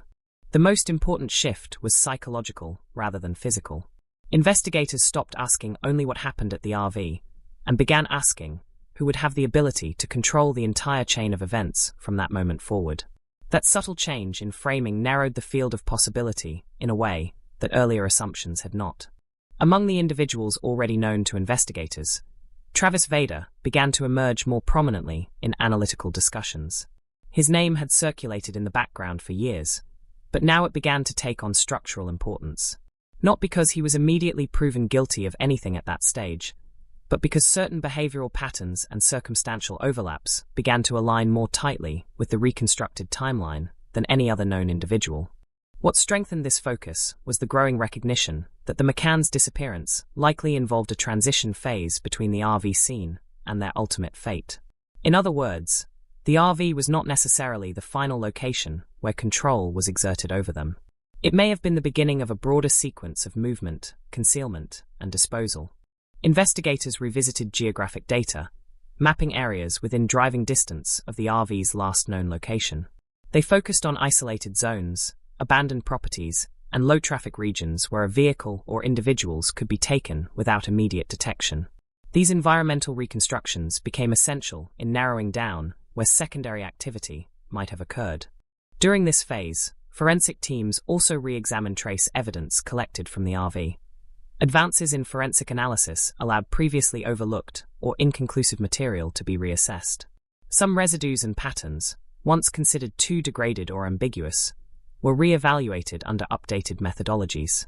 While none of these findings independently solved the case, they contributed to a more refined understanding of what had likely occurred inside and around the vehicle.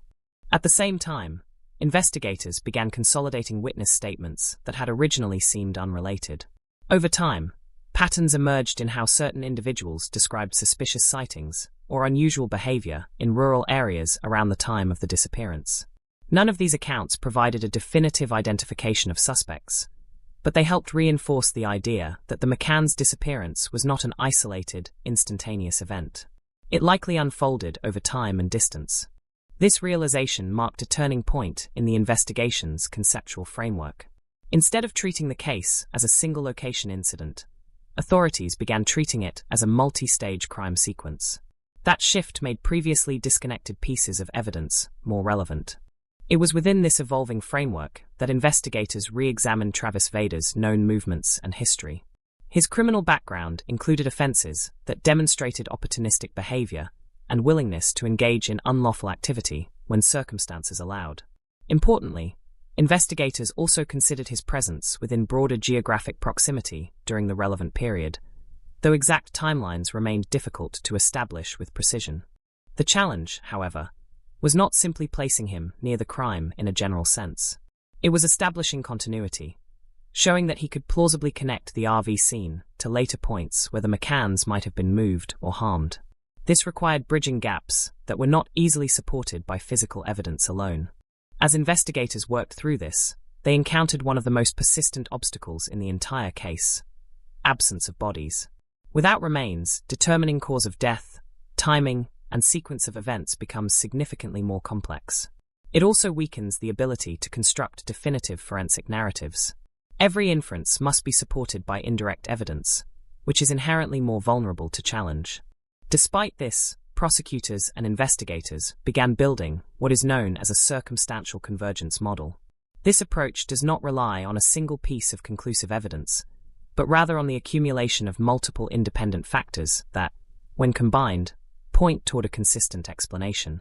In the McCann case, these included the abandoned RV, the missing couple, trace inconsistencies, and behavioral analysis of persons of interest. Within this model, Vader's role became more defined, though still not fully solidified in the earliest stages of the breakthrough phase. What investigators emphasized was not just his proximity or background, but the alignment of his profile with the type of offender capable of opportunistic rural crime involving vulnerable victims. Still, investigators remained cautious. They had seen too many cases collapse in court due to over-reliance on pattern interpretation without sufficient direct linkage. The legal threshold for conviction required more than narrative coherence. It required admissible, reliable evidence that could withstand cross-examination.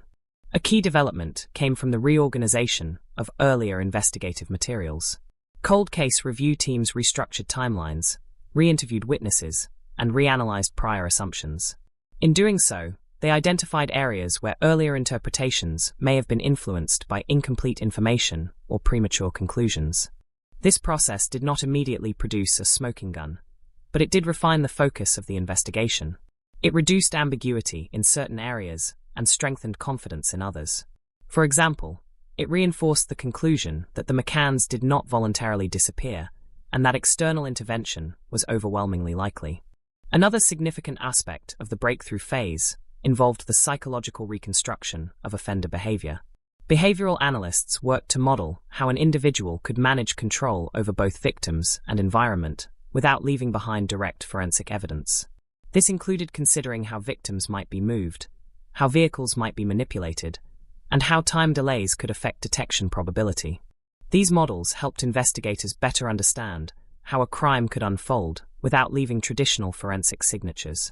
It also helped explain why earlier searches had failed to locate the McCanns.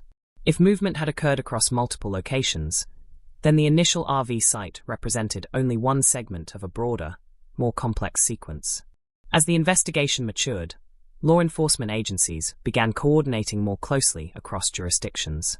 Information sharing increased, and previously fragmented datasets were consolidated. This improved the clarity of movement patterns and allowed for more refined suspect tracking. At this stage, Travis Vader's involvement became more formally scrutinized within prosecutorial frameworks.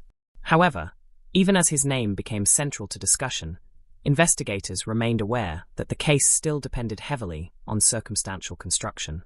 That meant every element had to be carefully validated and cross-checked. The breakthrough, therefore, was not a single discovery. It was the moment when fragmented uncertainty began to coalesce into a prosecutable theory of events. It was the point where investigators could finally articulate a coherent sequence of what likely happened after the RV was discovered abandoned. But even as confidence in the overall structure of the case increased, there remained a persistent discomfort. The absence of the McCann's bodies continued to cast a long shadow over every conclusion. It meant that even the strongest narrative remained, in part, inferential. And so, the breakthrough in the McCann case was not a moment of closure. It was a moment of direction. It told investigators where to look more clearly, but not yet everything they needed to see.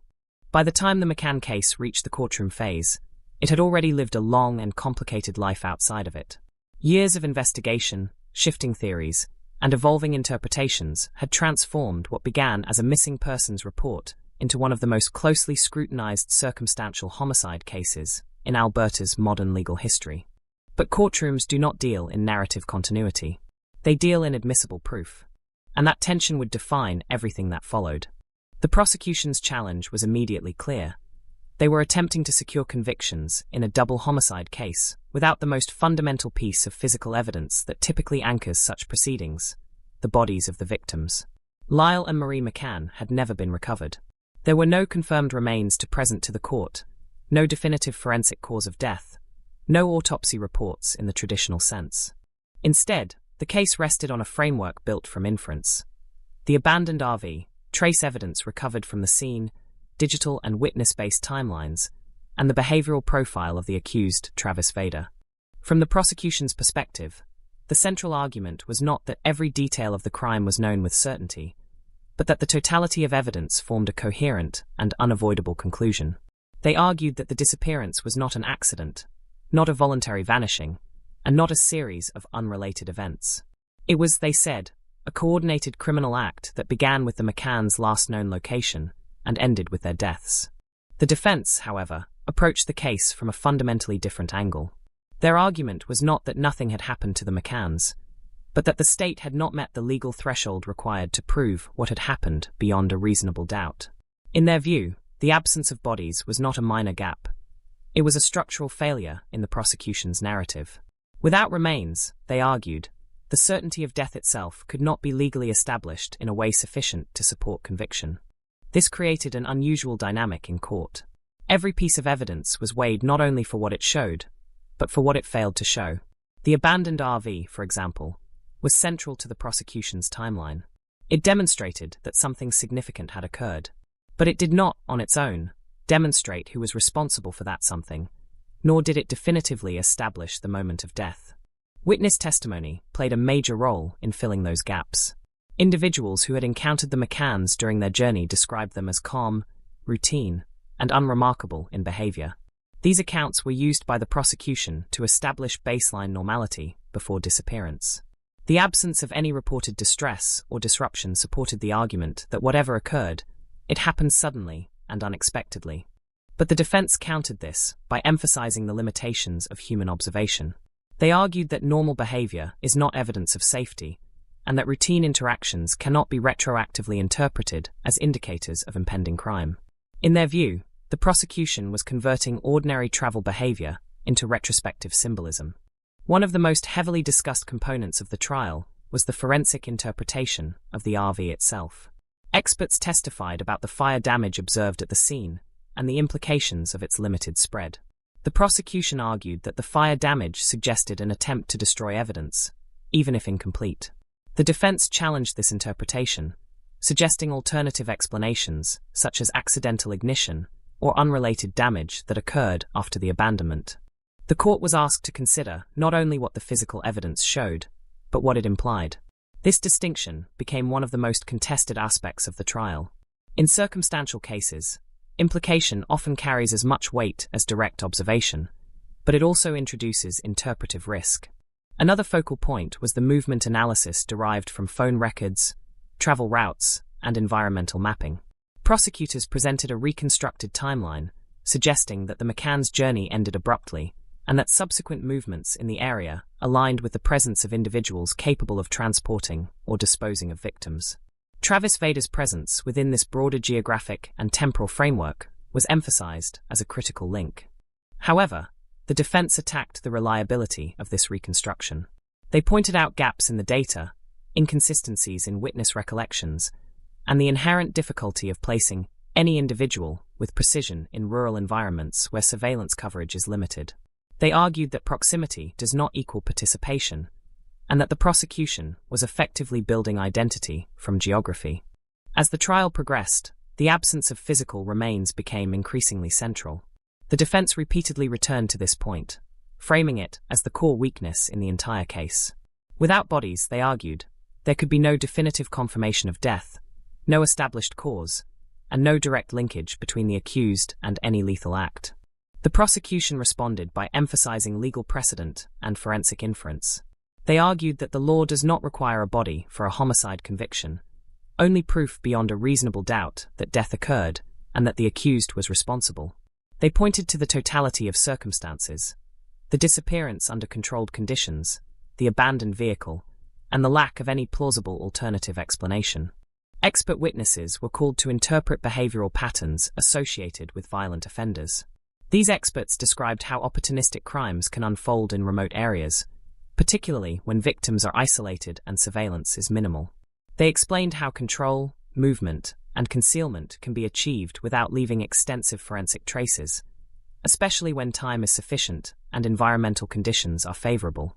Still, the defense maintained that these models were speculative. They argued that behavioral science can suggest possibilities, but cannot replace direct evidence. In their view, the prosecution was asking the jury to accept a narrative constructed from probability rather than certainty. As closing arguments approached, the courtroom atmosphere became increasingly tense. The case had evolved beyond a simple question of guilt or innocence. It had become a test of how far circumstantial evidence could be stretched before it risked losing its legal foundation. The prosecution's closing argument focused on synthesis. They brought together every fragment of evidence into a single narrative arc. A couple traveling normally, a sudden disappearance, an abandoned and partially damaged RV, and the presence of an individual whose movements and history aligned with the crime's opportunity window. They argued that when viewed collectively, the evidence did not merely suggest involvement. It pointed toward it. The defense, in contrast, focused on fragmentation. They took the same pieces of evidence and deliberately separated them, arguing that each component was individually insufficient. An abandoned vehicle is not proof of homicide. Missing persons are not proof of death. Suspicious proximity is not proof of action. In their framing, the case only appeared coherent when viewed through the lens of assumption. When the jury retired to deliberate, the question before them was not simply what likely happened to Lyle and Marie McCann. It was whether the law allowed them to conclude, beyond a reasonable doubt, that Travis Vader was responsible for their deaths. The verdict, when it came, reflected the complexity of that question. The court ultimately found Travis Vader guilty of second-degree murder in relation to the deaths of Lyle and Marie McCann. The decision was based on the conclusion that, despite the absence of bodies, the cumulative evidence supported the finding that the McCanns were deceased and that Vader was responsible for their unlawful killing. But even after the verdict, the case did not settle into simplicity. The legal outcome did not eliminate the unresolved nature of the physical disappearance. It did not recover the bodies. It did not fully reconstruct the final moments of the victims' lives. It did not erase the evidentiary gaps that had defined the investigation from the beginning. Instead, it created a different kind of resolution, one grounded in legal certainty rather than complete factual clarity. For the families, this distinction mattered deeply. A conviction provided recognition of harm, but not closure in the traditional sense. The absence of remains meant that mourning could not follow its usual path. There was no gravesite, no physical point of remembrance, no final confirmation of where the McCanns were laid to rest. In the broader legal system, however, the case became a reference point. It demonstrated both the strength and limitations of circumstantial prosecution. It showed that justice could be achieved without physical recovery of victims, but also highlighted the emotional and investigative costs of doing so. And as the courtroom emptied and the legal phase concluded, one truth remained unchanged from the beginning of the case. The McCanns had vanished from a world that still could not fully explain how, or recover them from where they had gone. Long after the verdict faded from headlines, the McCann case continued to linger in the public consciousness like an unfinished sentence. Courtrooms had spoken, appeals had been debated, and legal standards had been argued line by line, but the story itself never fully closed. Because at its core, this was not just a case about guilt or innocence. It was a case defined by absence. The absence of Lyle McCann. The absence of Marie McCann. The absence of a body. The absence of final answers that could settle the human need for certainty. In most homicide cases, the discovery of remains marks a brutal but clarifying moment. It transforms uncertainty into grief with a shape. Families are able to perform rituals of closure, however painful. Burial, remembrance, and physical mourning become possible. But in the McCann case, none of those anchors existed. The legal system had reached a conclusion, but the physical world had not provided resolution. For the families left behind, this created a grief that felt suspended in time. There was a conviction, yes. There was a named offender held responsible by the court. But there was no grave, no confirmed final resting place, no single moment where the search for what happened could transition into this is where they are. That kind of ambiguity changes how grief behaves. It does not settle. It loops back on itself. Even years after the trial, family members continued to revisit every known detail of the timeline, searching for something that might have been missed, something that could restore a sense of completeness. They examined maps of the region, retraced the RV route, and tried to reconstruct the final hours of Lyle and Marie's journey, not as investigators, but as people trying to locate a missing ending. But every reconstruction always reached the same point: the disappearance. After that moment, there was only inference. The legal system, for its part, moved on more decisively. Appeals were processed. Judicial reasoning was reviewed. Standards of evidence were debated in academic and professional circles. The case became a reference point in discussions about circumstantial homicide prosecutions in Canada, particularly those involving missing remains. Some legal scholars viewed the McCann case as an example of the system functioning under difficult constraints. They pointed to the conviction as evidence that modern courts are capable of reaching conclusions, even when traditional forensic anchors are missing. In their view, the law had adapted to the realities of crimes that do not always leave behind complete physical narratives. Others were more cautious. They argued that the case highlighted a dangerous threshold problem: how far inference can be extended before it risks replacing certainty with interpretive confidence. They did not necessarily dispute the verdict itself, but they raised concerns about how such cases might influence future prosecutions where evidence is similarly incomplete. In academic discussions, the McCann case began to appear alongside other so-called no-body homicide cases, becoming part of a broader category of legal study. These cases force courts to answer uncomfortable questions. Can death be proven without a body?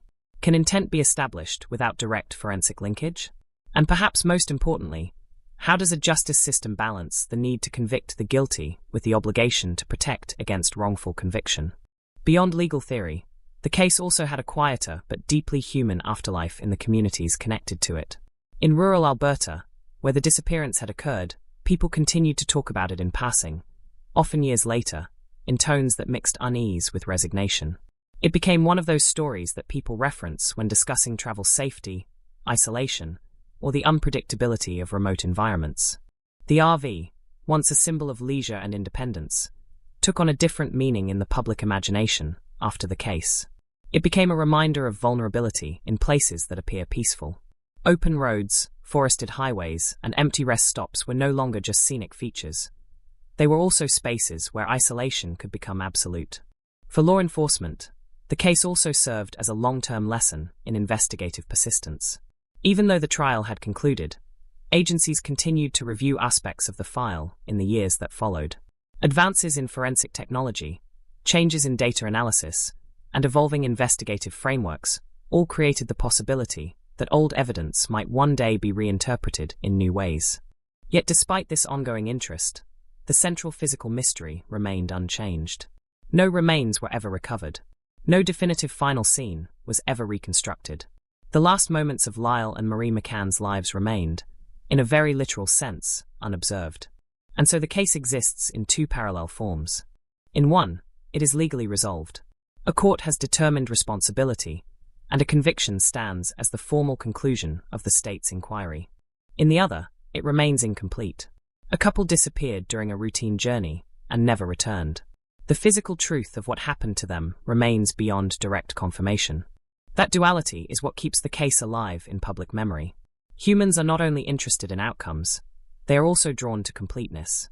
When a story ends without fully explaining itself, it resists being forgotten. Over time, the McCann case also became a reference point in discussions about the emotional cost of missing persons investigations. Unlike cases where remains are found and justice and mourning can proceed in parallel, missing body cases force families to live in a state where both processes are disrupted. There is justice, but no physical certainty. There is closure in law, but not in experience. This creates a kind of psychological echo that does not resolve easily. Each anniversary of the disappearance reactivates the same unanswered questions. Each media mention reopens the same mental pathways. Even when attention fades publicly, privately it often continues. For investigators who worked the case, the aftermath was also reflective.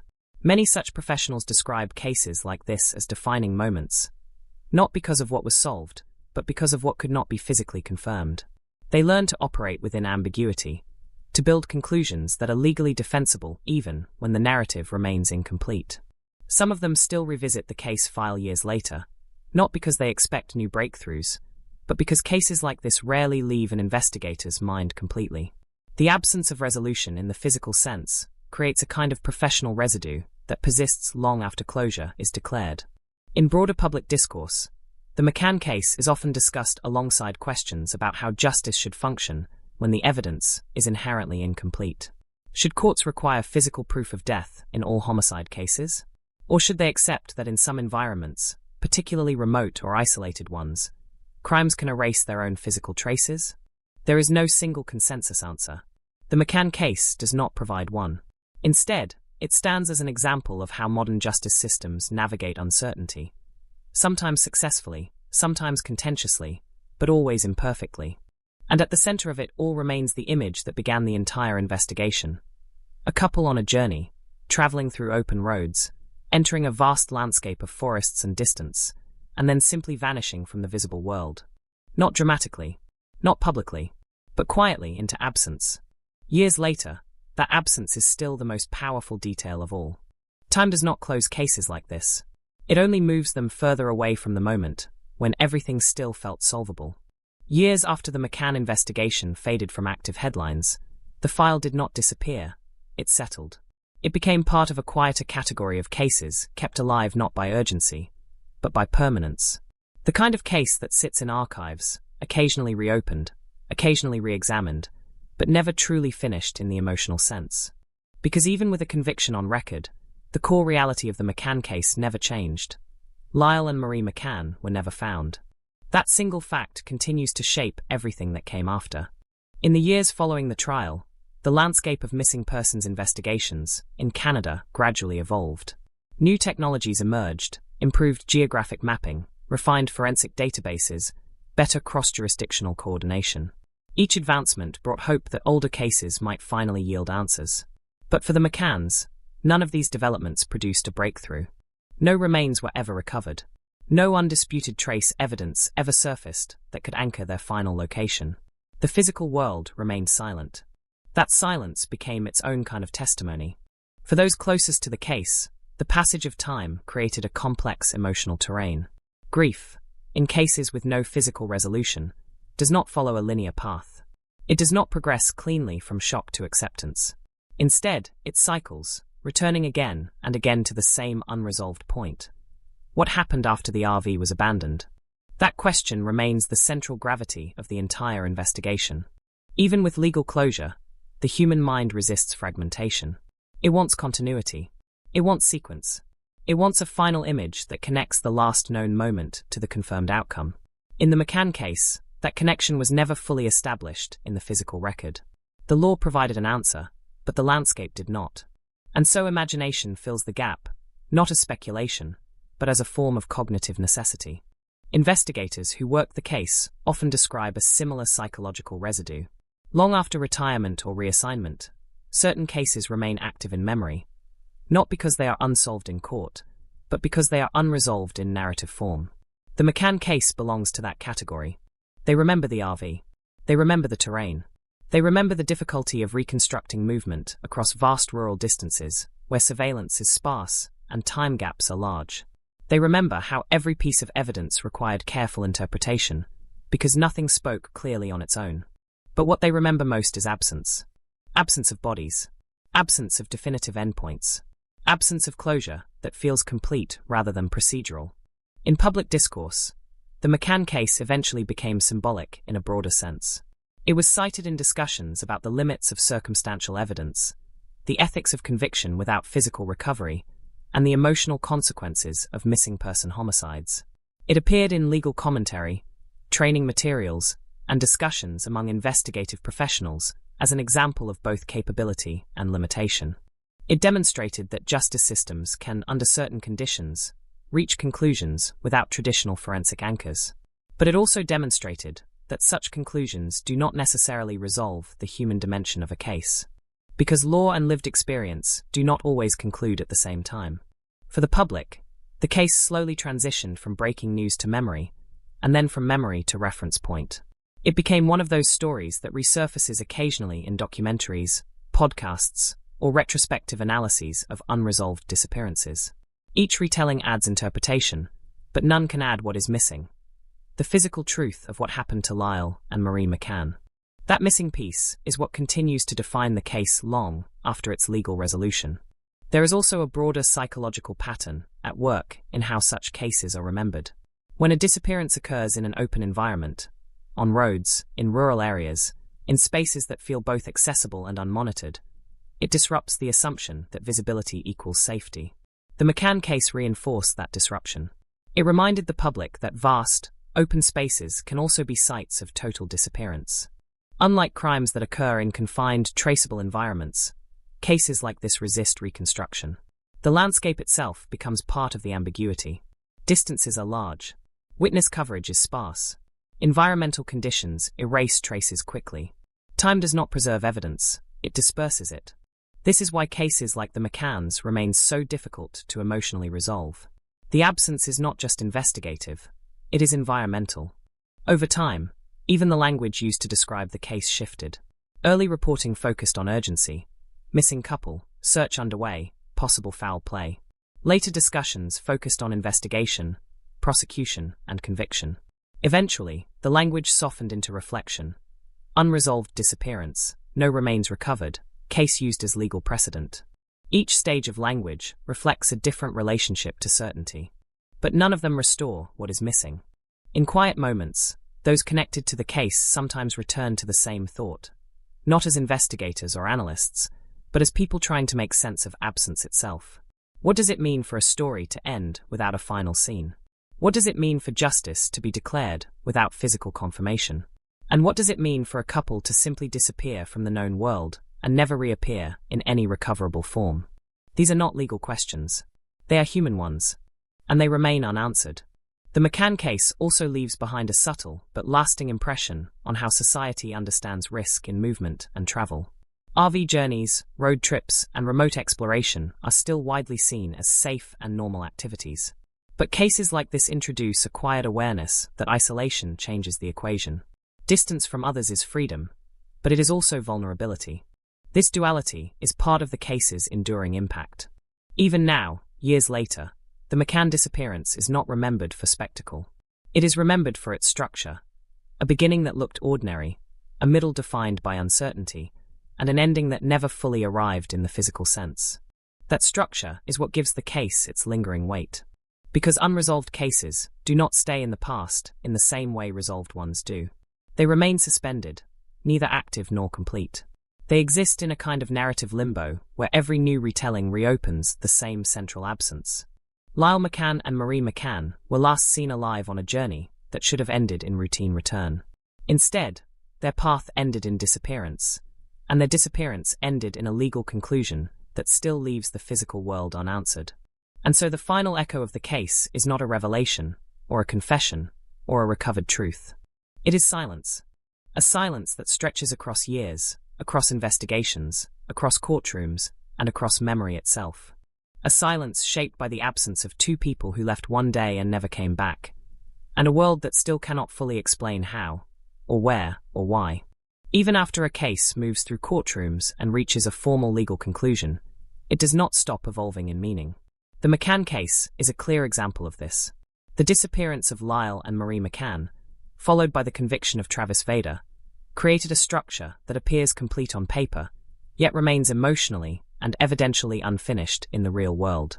What remains after the verdict is not resolution in the traditional sense, but a layered aftermath, legal certainty existing alongside physical absence. In the years following the conviction, one of the most persistent realities was the continued absence of the victim's remains. Despite extensive search efforts during the investigation and after, no confirmed trace of Lyle or Marie McCann was ever recovered. This fact alone ensures that the case remains psychologically open, even if legally closed. For investigators, this absence is both familiar and frustrating. Missing person homicides without bodies represent one of the most challenging categories of criminal investigation.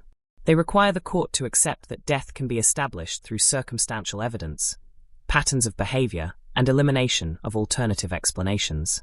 In the McCann case, the prosecution's argument succeeded in persuading the court that the totality of circumstances met that threshold. The abandoned RV, the location of evidence, and the contextual movements of the accused were interpreted as sufficient to support the conclusion of homicide. The legal system ultimately accepted that explanation. However, acceptance in law does not erase investigative limitations. The absence of remains means that several questions will likely never be answered with scientific certainty. There is no autopsy confirmation of cause of death. There is no forensic reconstruction of final moments. There is no physical timeline of what occurred after the couple was last accounted for. Instead, investigators are left with inference-based reconstruction, which is inherently probabilistic rather than absolute. This distinction is central to understanding why cases like this remain discussed long after trials conclude. The justice system operates on standards of proof, not completeness of narrative. A conviction requires proof beyond a reasonable doubt, but it does not require every factual gap to be filled. That gap between legal sufficiency and narrative completeness is where public uncertainty often lives. In the McCann case, the evidentiary foundation was built from multiple strands that, when combined, formed a coherent theory accepted by the court. Yet each strand, when examined individually, still contains degrees of ambiguity. That is the nature of circumstantial homicide cases. They rely on convergence rather than singular definitive proof. This is why such cases often become reference points in legal education and investigative training.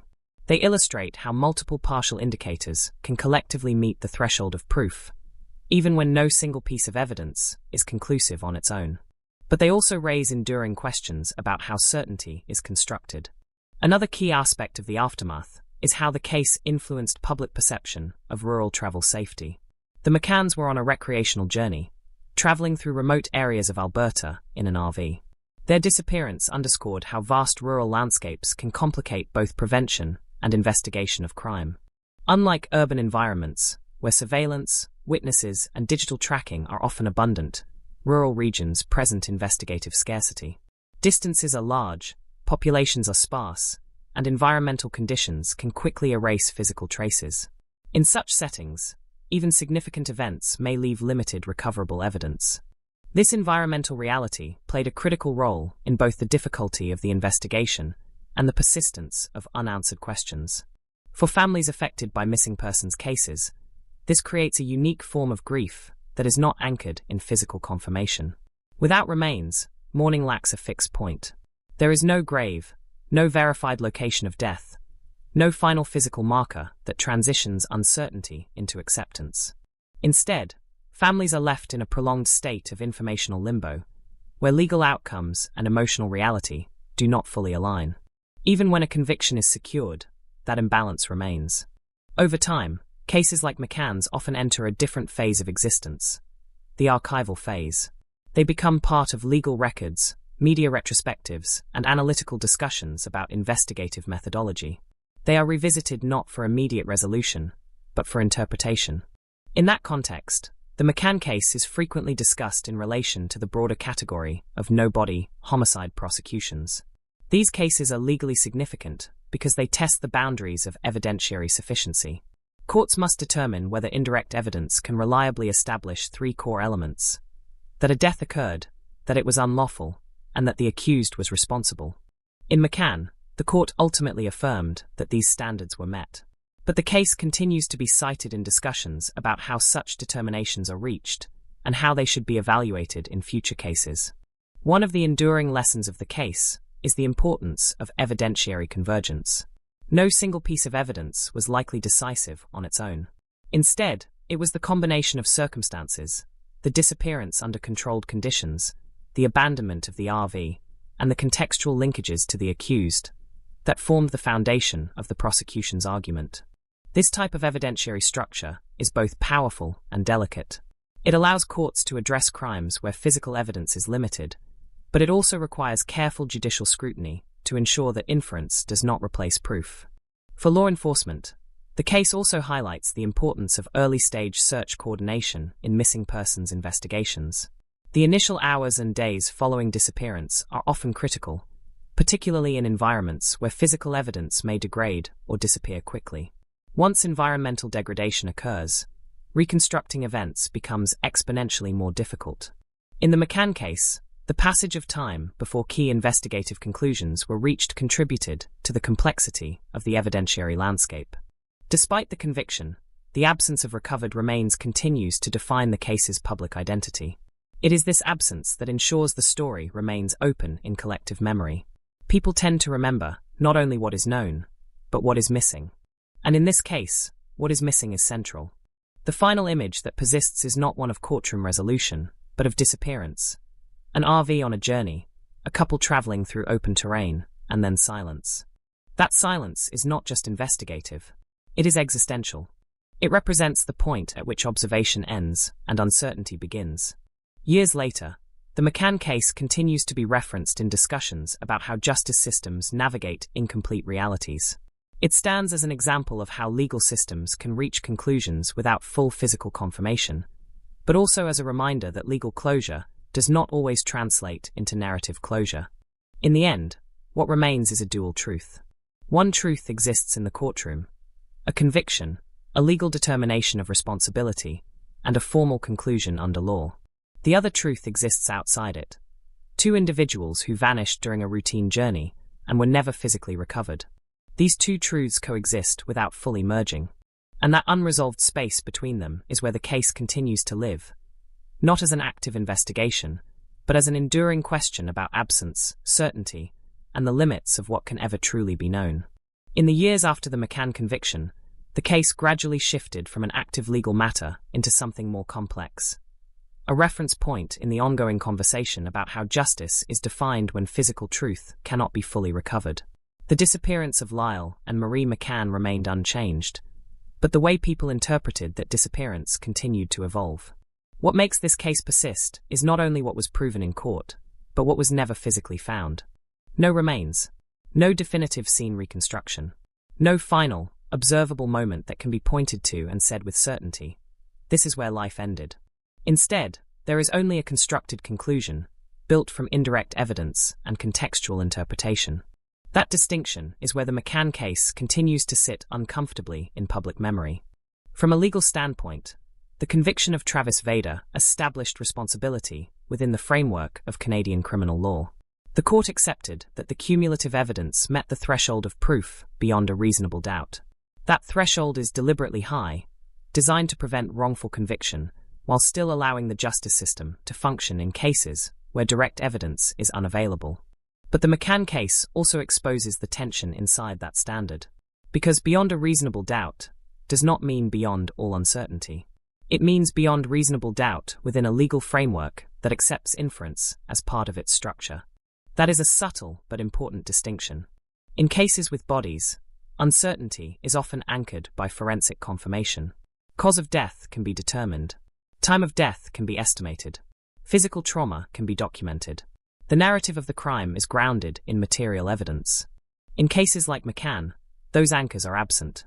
The narrative must be built from external indicators: movement patterns, abandoned property, environmental context, and behavioral inference. Each piece is suggestive rather than definitive.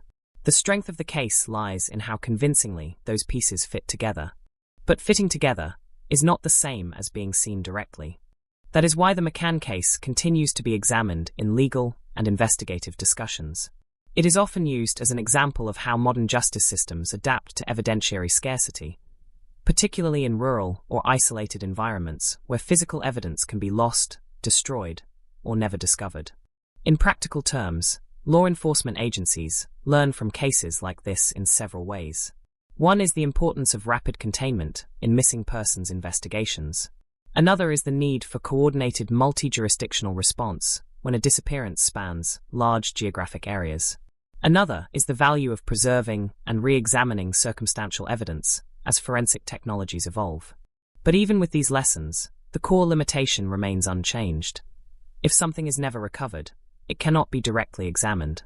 That limitation shapes everything that follows. For families, the absence of physical remains creates a type of grief that does not resolve through traditional closure mechanisms. There is no burial, no gravesite, no definitive physical acknowledgement of loss. Even when the law declares a person deceased, the lived experience of that declaration can feel incomplete without material confirmation.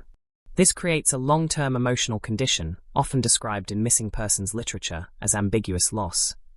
A state where the mind understands an outcome legally or logically, but cannot fully integrate it emotionally because the physical reality remains unresolved. In the McCann case, that ambiguity is permanent. The couple disappeared in a specific place and time, but the final sequence of events remains unobserved. That lack of observation means the human mind continues to return to the gap, attempting to reconstruct what cannot be seen. From a public perspective, this gap is part of what keeps the case alive. People are drawn not only to solved crimes, but to incomplete ones, especially those where the incompleteness is structural rather than temporary. The McCann case does not feel unfinished because it is under investigation. It feels unfinished because a fundamental piece of physical reality is missing. Over time, media coverage and public discussion of the case shifted toward reflection rather than breaking developments. Documentaries, articles, and retrospective analyses began to frame it within broader themes. The reliability of circumstantial evidence, the psychology of disappearance cases, and the boundaries of legal certainty. In these discussions, the case is often not treated as an isolated event, but as part of a category of cases that challenge traditional assumptions about how crimes are proven. One recurring theme is the relationship between visibility and truth. In many criminal cases, truth is established through what can be seen, measured, and physically verified. But in disappearance cases, truth must often be constructed without direct visibility. It becomes an inference about absence rather than an observation of presence. That inversion is what makes these cases so difficult to resolve psychologically. Even within the justice system, there is recognition that such cases occupy a unique space. They are neither fully evidentiary nor fully speculative. They exist in a hybrid zone where legal reasoning must compensate for physical absence. The McCann case is frequently cited in discussions about how far that compensation can extend. Critics of no-body convictions often argue that they increase reliance on interpretive frameworks that may be vulnerable to error. Supporters argue that failing to prosecute such cases would create an unacceptable gap in justice, effectively allowing certain types of crime to evade accountability simply by eliminating physical evidence. The McCann conviction sits within this debate as a real-world example of how courts navigate that tension. But beyond legal and academic analysis, the case also has a quieter legacy. It changes how people think about disappearance. It reinforces the idea that absence is not neutral. When a person vanishes under suspicious circumstances, absence itself becomes evidence that must be interpreted, not simply acknowledged. At the same time, it also reinforces the limits of interpretation. Even strong circumstantial cases cannot restore what is physically missing. They can only provide a structured conclusion within the boundaries of law. That duality, certainty in one system, absence in another, is what defines the McCann case long after its courtroom phase ended. In the end, what remains is not a narrative that fully resolves, but a structure that continues to hold two realities at once. One reality is legal, a conviction based on cumulative evidence accepted by the court. The other is physical, two people who disappeared and were never recovered. Neither reality cancels the other. They coexist, side by side, without fully merging into a single, complete story. And that is why the McCann case continues to be discussed, studied, and remembered. Not because it is still unfolding, but because it never fully closes the gap between what is proven and what is known. Every long investigation leaves behind two kinds of evidence. The first is physical: objects, traces, data points, timelines, forensic materials. The second is something less tangible, but just as powerful: absence shaped into meaning. In the McCann case, it is the second category that continues to define everything. Lyle and Marie McCann did not simply go missing in a logistical sense. They disappeared into a gap in the evidentiary record that no later development has been able to fully close. Their RV was found, damaged and abandoned, but the bodies of the couple were never recovered. That single fact remains the defining feature of the entire case. Even after conviction, the absence did not change. And absence, when it persists long enough, begins to behave like evidence itself, interpreted, revisited, and reweighted over time. In criminal investigations, absence is usually temporary. A missing object is found. A missing person is located. A gap in information is filled by new data. But in this case, the absence hardened into permanence. It stopped being a stage in the investigation and became its final condition. That is why the McCann case continues to be discussed in both legal and investigative circles. It forces a confrontation with a difficult reality. Sometimes the most important evidence is what cannot be recovered. From the perspective of law enforcement methodology, cases like this are studied for what they reveal about investigative limits. Rural geography played a critical role in shaping the McCann investigation. Large, sparsely populated areas create conditions where movement is difficult to track and physical evidence is easily lost to environmental factors. Wind, wildlife activity, weather patterns, and time itself can all erase traces that would otherwise be crucial in reconstructing events. In such environments, even a well-resourced investigation faces structural limitations. This is not a failure of effort. It is a constraint of environment. As a result, investigators are often forced to rely heavily on circumstantial reconstruction. That reconstruction typically involves piecing together movement patterns, identifying points of last confirmed contact, and analyzing abandoned property for trace evidence. In the McCann case, the RV became the central physical anchor of the investigation. It was the last tangible link to the couple's journey. Everything after that point becomes interpretive. Interpretation, however, introduces variability.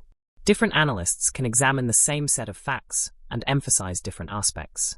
One may focus on timing and opportunity.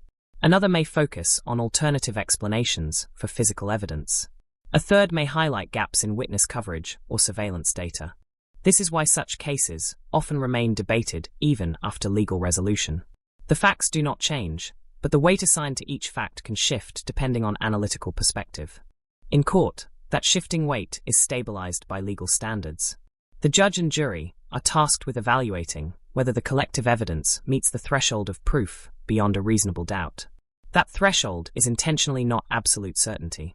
It is a standard designed to balance the risk of wrongful conviction against the need to deliver justice in cases where perfect evidence does not exist. In the McCann case, the court concluded that the threshold had been met. But outside the courtroom, interpretation does not end. Public understanding of the case continues to be shaped by a combination of confirmed facts and unresolved gaps. The confirmed facts include the disappearance, the abandoned RV, and the conviction of Travis Vader. The unresolved gaps include the absence of remains, the lack of a directly observed crime scene involving the victims, and the inability to reconstruct the final sequence of events with physical certainty. That combination creates a psychological tension that is difficult to resolve. Humans tend to seek narrative completeness. We expect stories to end with resolution, even in real life. When they do not, the mind continues to return to the missing portion, attempting to fill it. In cases like this, that missing portion is not minor. It is the core of the event itself. Over time, the McCann case has also become part of a broader conversation about how societies remember unresolved disappearances. Unlike resolved homicide cases, which tend to be anchored by physical sites of memory, such as graves or memorials, disappearance cases lack a fixed point of reference. Memory becomes distributed across media reports, legal documents, personal recollections, and public discussion. This distribution means that no single version of the story becomes final in the public mind. Instead, multiple interpretations coexist. Some focus on the legal outcome and treat the case as resolved. Others focus on the absence of remains and treat it as fundamentally incomplete. Both perspectives are grounded in real aspects of the case. This duality is part of what makes the McCann case persist in discussion long after its active phase ended.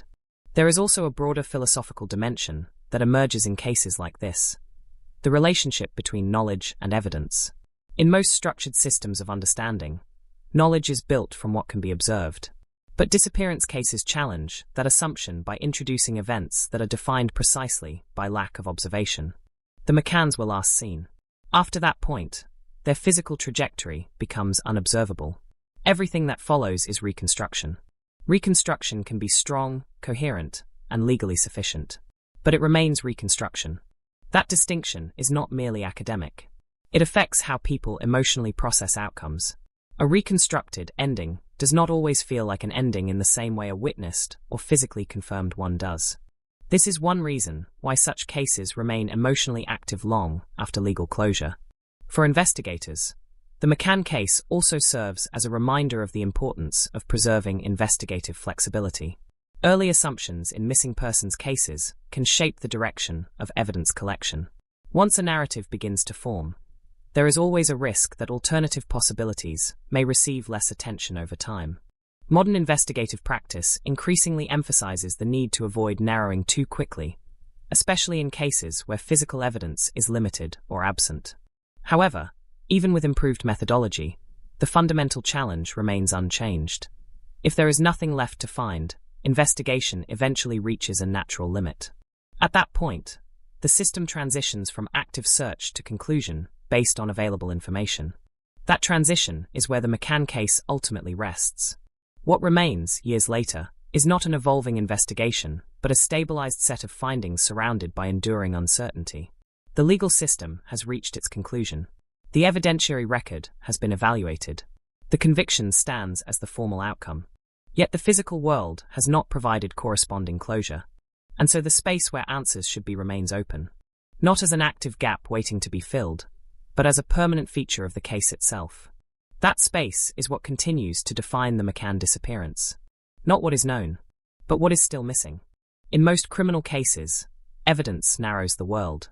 It takes a wide field of possibilities and compresses it into a single, explainable sequence of events. But in disappearance cases like the McCanns, evidence does something different. It narrows possibilities while simultaneously expanding uncertainty around what cannot be recovered. That paradox defines the final shape of this case. Even years after the conviction of Travis Vader, the McCann investigation continues to exist in a dual state. Legally concluded, but evidentially incomplete. The court has rendered a judgment, but the physical reality of what happened to Lyle and Marie McCann remains inaccessible. No remains were ever found. No confirmed burial site exists. No physical reconstruction of their final moments can be independently verified through forensic recovery. This absence is not a detail in the case. It is the case. In criminal investigations, absence typically functions as a temporary condition. A missing object is eventually located. A missing person is eventually found alive or confirmed deceased through evidence. But in rare cases, absence becomes permanent, and when it does, it changes how every other piece of information is interpreted. The McCann case is one of those rare situations where absence does not resolve into resolution. Instead, it stabilizes into permanence. From an investigative standpoint, this creates a unique challenge. Physical evidence is the foundation of most forensic reconstruction. It allows investigators to confirm timelines, establish cause of death, and validate or disprove witness statements. Without it, reconstruction relies heavily on indirect inference. In the McCann investigation, the RV served as the last confirmed physical anchor. It marked the final point where the couple's presence could be verified. Everything beyond that point becomes a matter of reconstruction rather than observation. Reconstruction, however, is inherently interpretive. It depends on the quality of available data, but also on how that data is organized and understood. Two analysts can examine the same set of facts and produce similar, but not identical conclusions. Small differences in emphasis can lead to different narrative outcomes. This is why cases built on circumstantial evidence often remain subjects of discussion long after legal resolution. The facts do not change, but the interpretation of those facts can continue to evolve. In court, that interpretive flexibility is constrained by legal standards. The question is not whether absolute certainty exists, but whether the evidence collectively establishes guilt beyond a reasonable doubt. That standard is designed to function, even in imperfect evidentiary conditions. In the McCann case, the court determined that the standard had been met. The conviction of Travis Vader reflects that judicial conclusion. But legal conclusion and factual completeness are not the same thing. Outside the courtroom, the absence of physical remains continues to shape how the case is understood. Without bodies, there is no forensic confirmation of cause of death. Without a recovery site, there is no definitive endpoint to the victim's journey. Without those anchors, the narrative remains structurally open. That openness is what gives the case its lasting psychological weight. Human cognition tends to seek closure. When confronted with incomplete information, the mind naturally attempts to construct a full narrative. It fills gaps, tests hypotheses, and revisits inconsistencies. In most situations, additional information eventually resolves those gaps.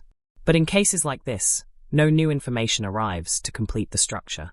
So the structure remains partially open indefinitely. Over time, this creates a layered form of memory around the case. One layer is factual, the known details established by investigation and court proceedings. Another layer is interpretive, how those facts are connected into a narrative. A third layer is speculative, not in the sense of invention, but in the sense of unresolved possibility. These layers coexist without fully merging. For law enforcement professionals, cases like McCann's often become reference points in training and discussion. They illustrate the limits of physical investigation in environments where geography and time work against evidence preservation. They also highlight the importance of careful distinction between what is known, what is inferred, and what remains unknown. One of the key lessons emphasized in such cases is the importance of early evidence preservation. In missing persons investigations, especially those involving remote travel routes, time is a critical factor. Environmental exposure can quickly degrade or erase evidence that might otherwise be crucial for reconstruction. Once that window closes, investigators must rely on secondary indicators. In the McCann case, those indicators eventually formed the basis of a prosecutable theory. But even a strong theory does not replace physical confirmation. It only organizes what remains into the most coherent explanation available under the circumstances. This distinction is central to understanding why the case continues to generate discussion. Public engagement with the McCann case is shaped not only by its legal outcome, but by its unresolved physical dimension. People are often drawn to cases where a clear conclusion exists alongside an unresolved mystery. That tension creates sustained attention over time. The conviction provides closure in one dimension. The absence of remains prevents closure in another. These two forms of closure do not fully align.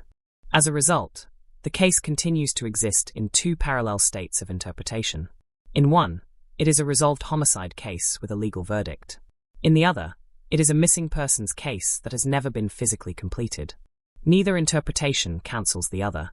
Both are factually grounded within their respective frameworks. Another important aspect of the case's aftermath is how it contributes to broader discussions about the nature of proof. In most legal contexts, proof is associated with tangible evidence. But modern justice systems must also account for cases where tangible evidence is incomplete or absent. This creates a conceptual shift in how proof is understood. It becomes less about singular definitive artifacts and more about convergence, how multiple lines of indirect evidence align to support a single conclusion. The McCann case is frequently cited in discussions about this shift. It demonstrates both the potential strength and inherent limitations of convergence-based reasoning. When convergence is strong, it can produce a coherent and persuasive narrative of events. When it is weak, it can leave too many gaps unresolved. In this case, the court found the convergence sufficient for conviction. But the broader public interpretation of that convergence continues to vary. That variation is part of what keeps the case alive in discussion long after its legal phase ended. People return to it not because new facts emerge, but because the relationship between known facts and missing elements remains inherently unstable. And in that instability, the case continues to exist. Not as an open investigation, not as a fully closed story, but as a structured absence, defined as much by what cannot be recovered as by what was proven in court. In the end, the McCann case is not only about what happened to Lyle and Marie McCann. It is also about what happens when a justice system reaches the limits of physical evidence and must decide whether absence itself is enough to define truth. And that question, even after conviction, remains suspended in the space where answers should be.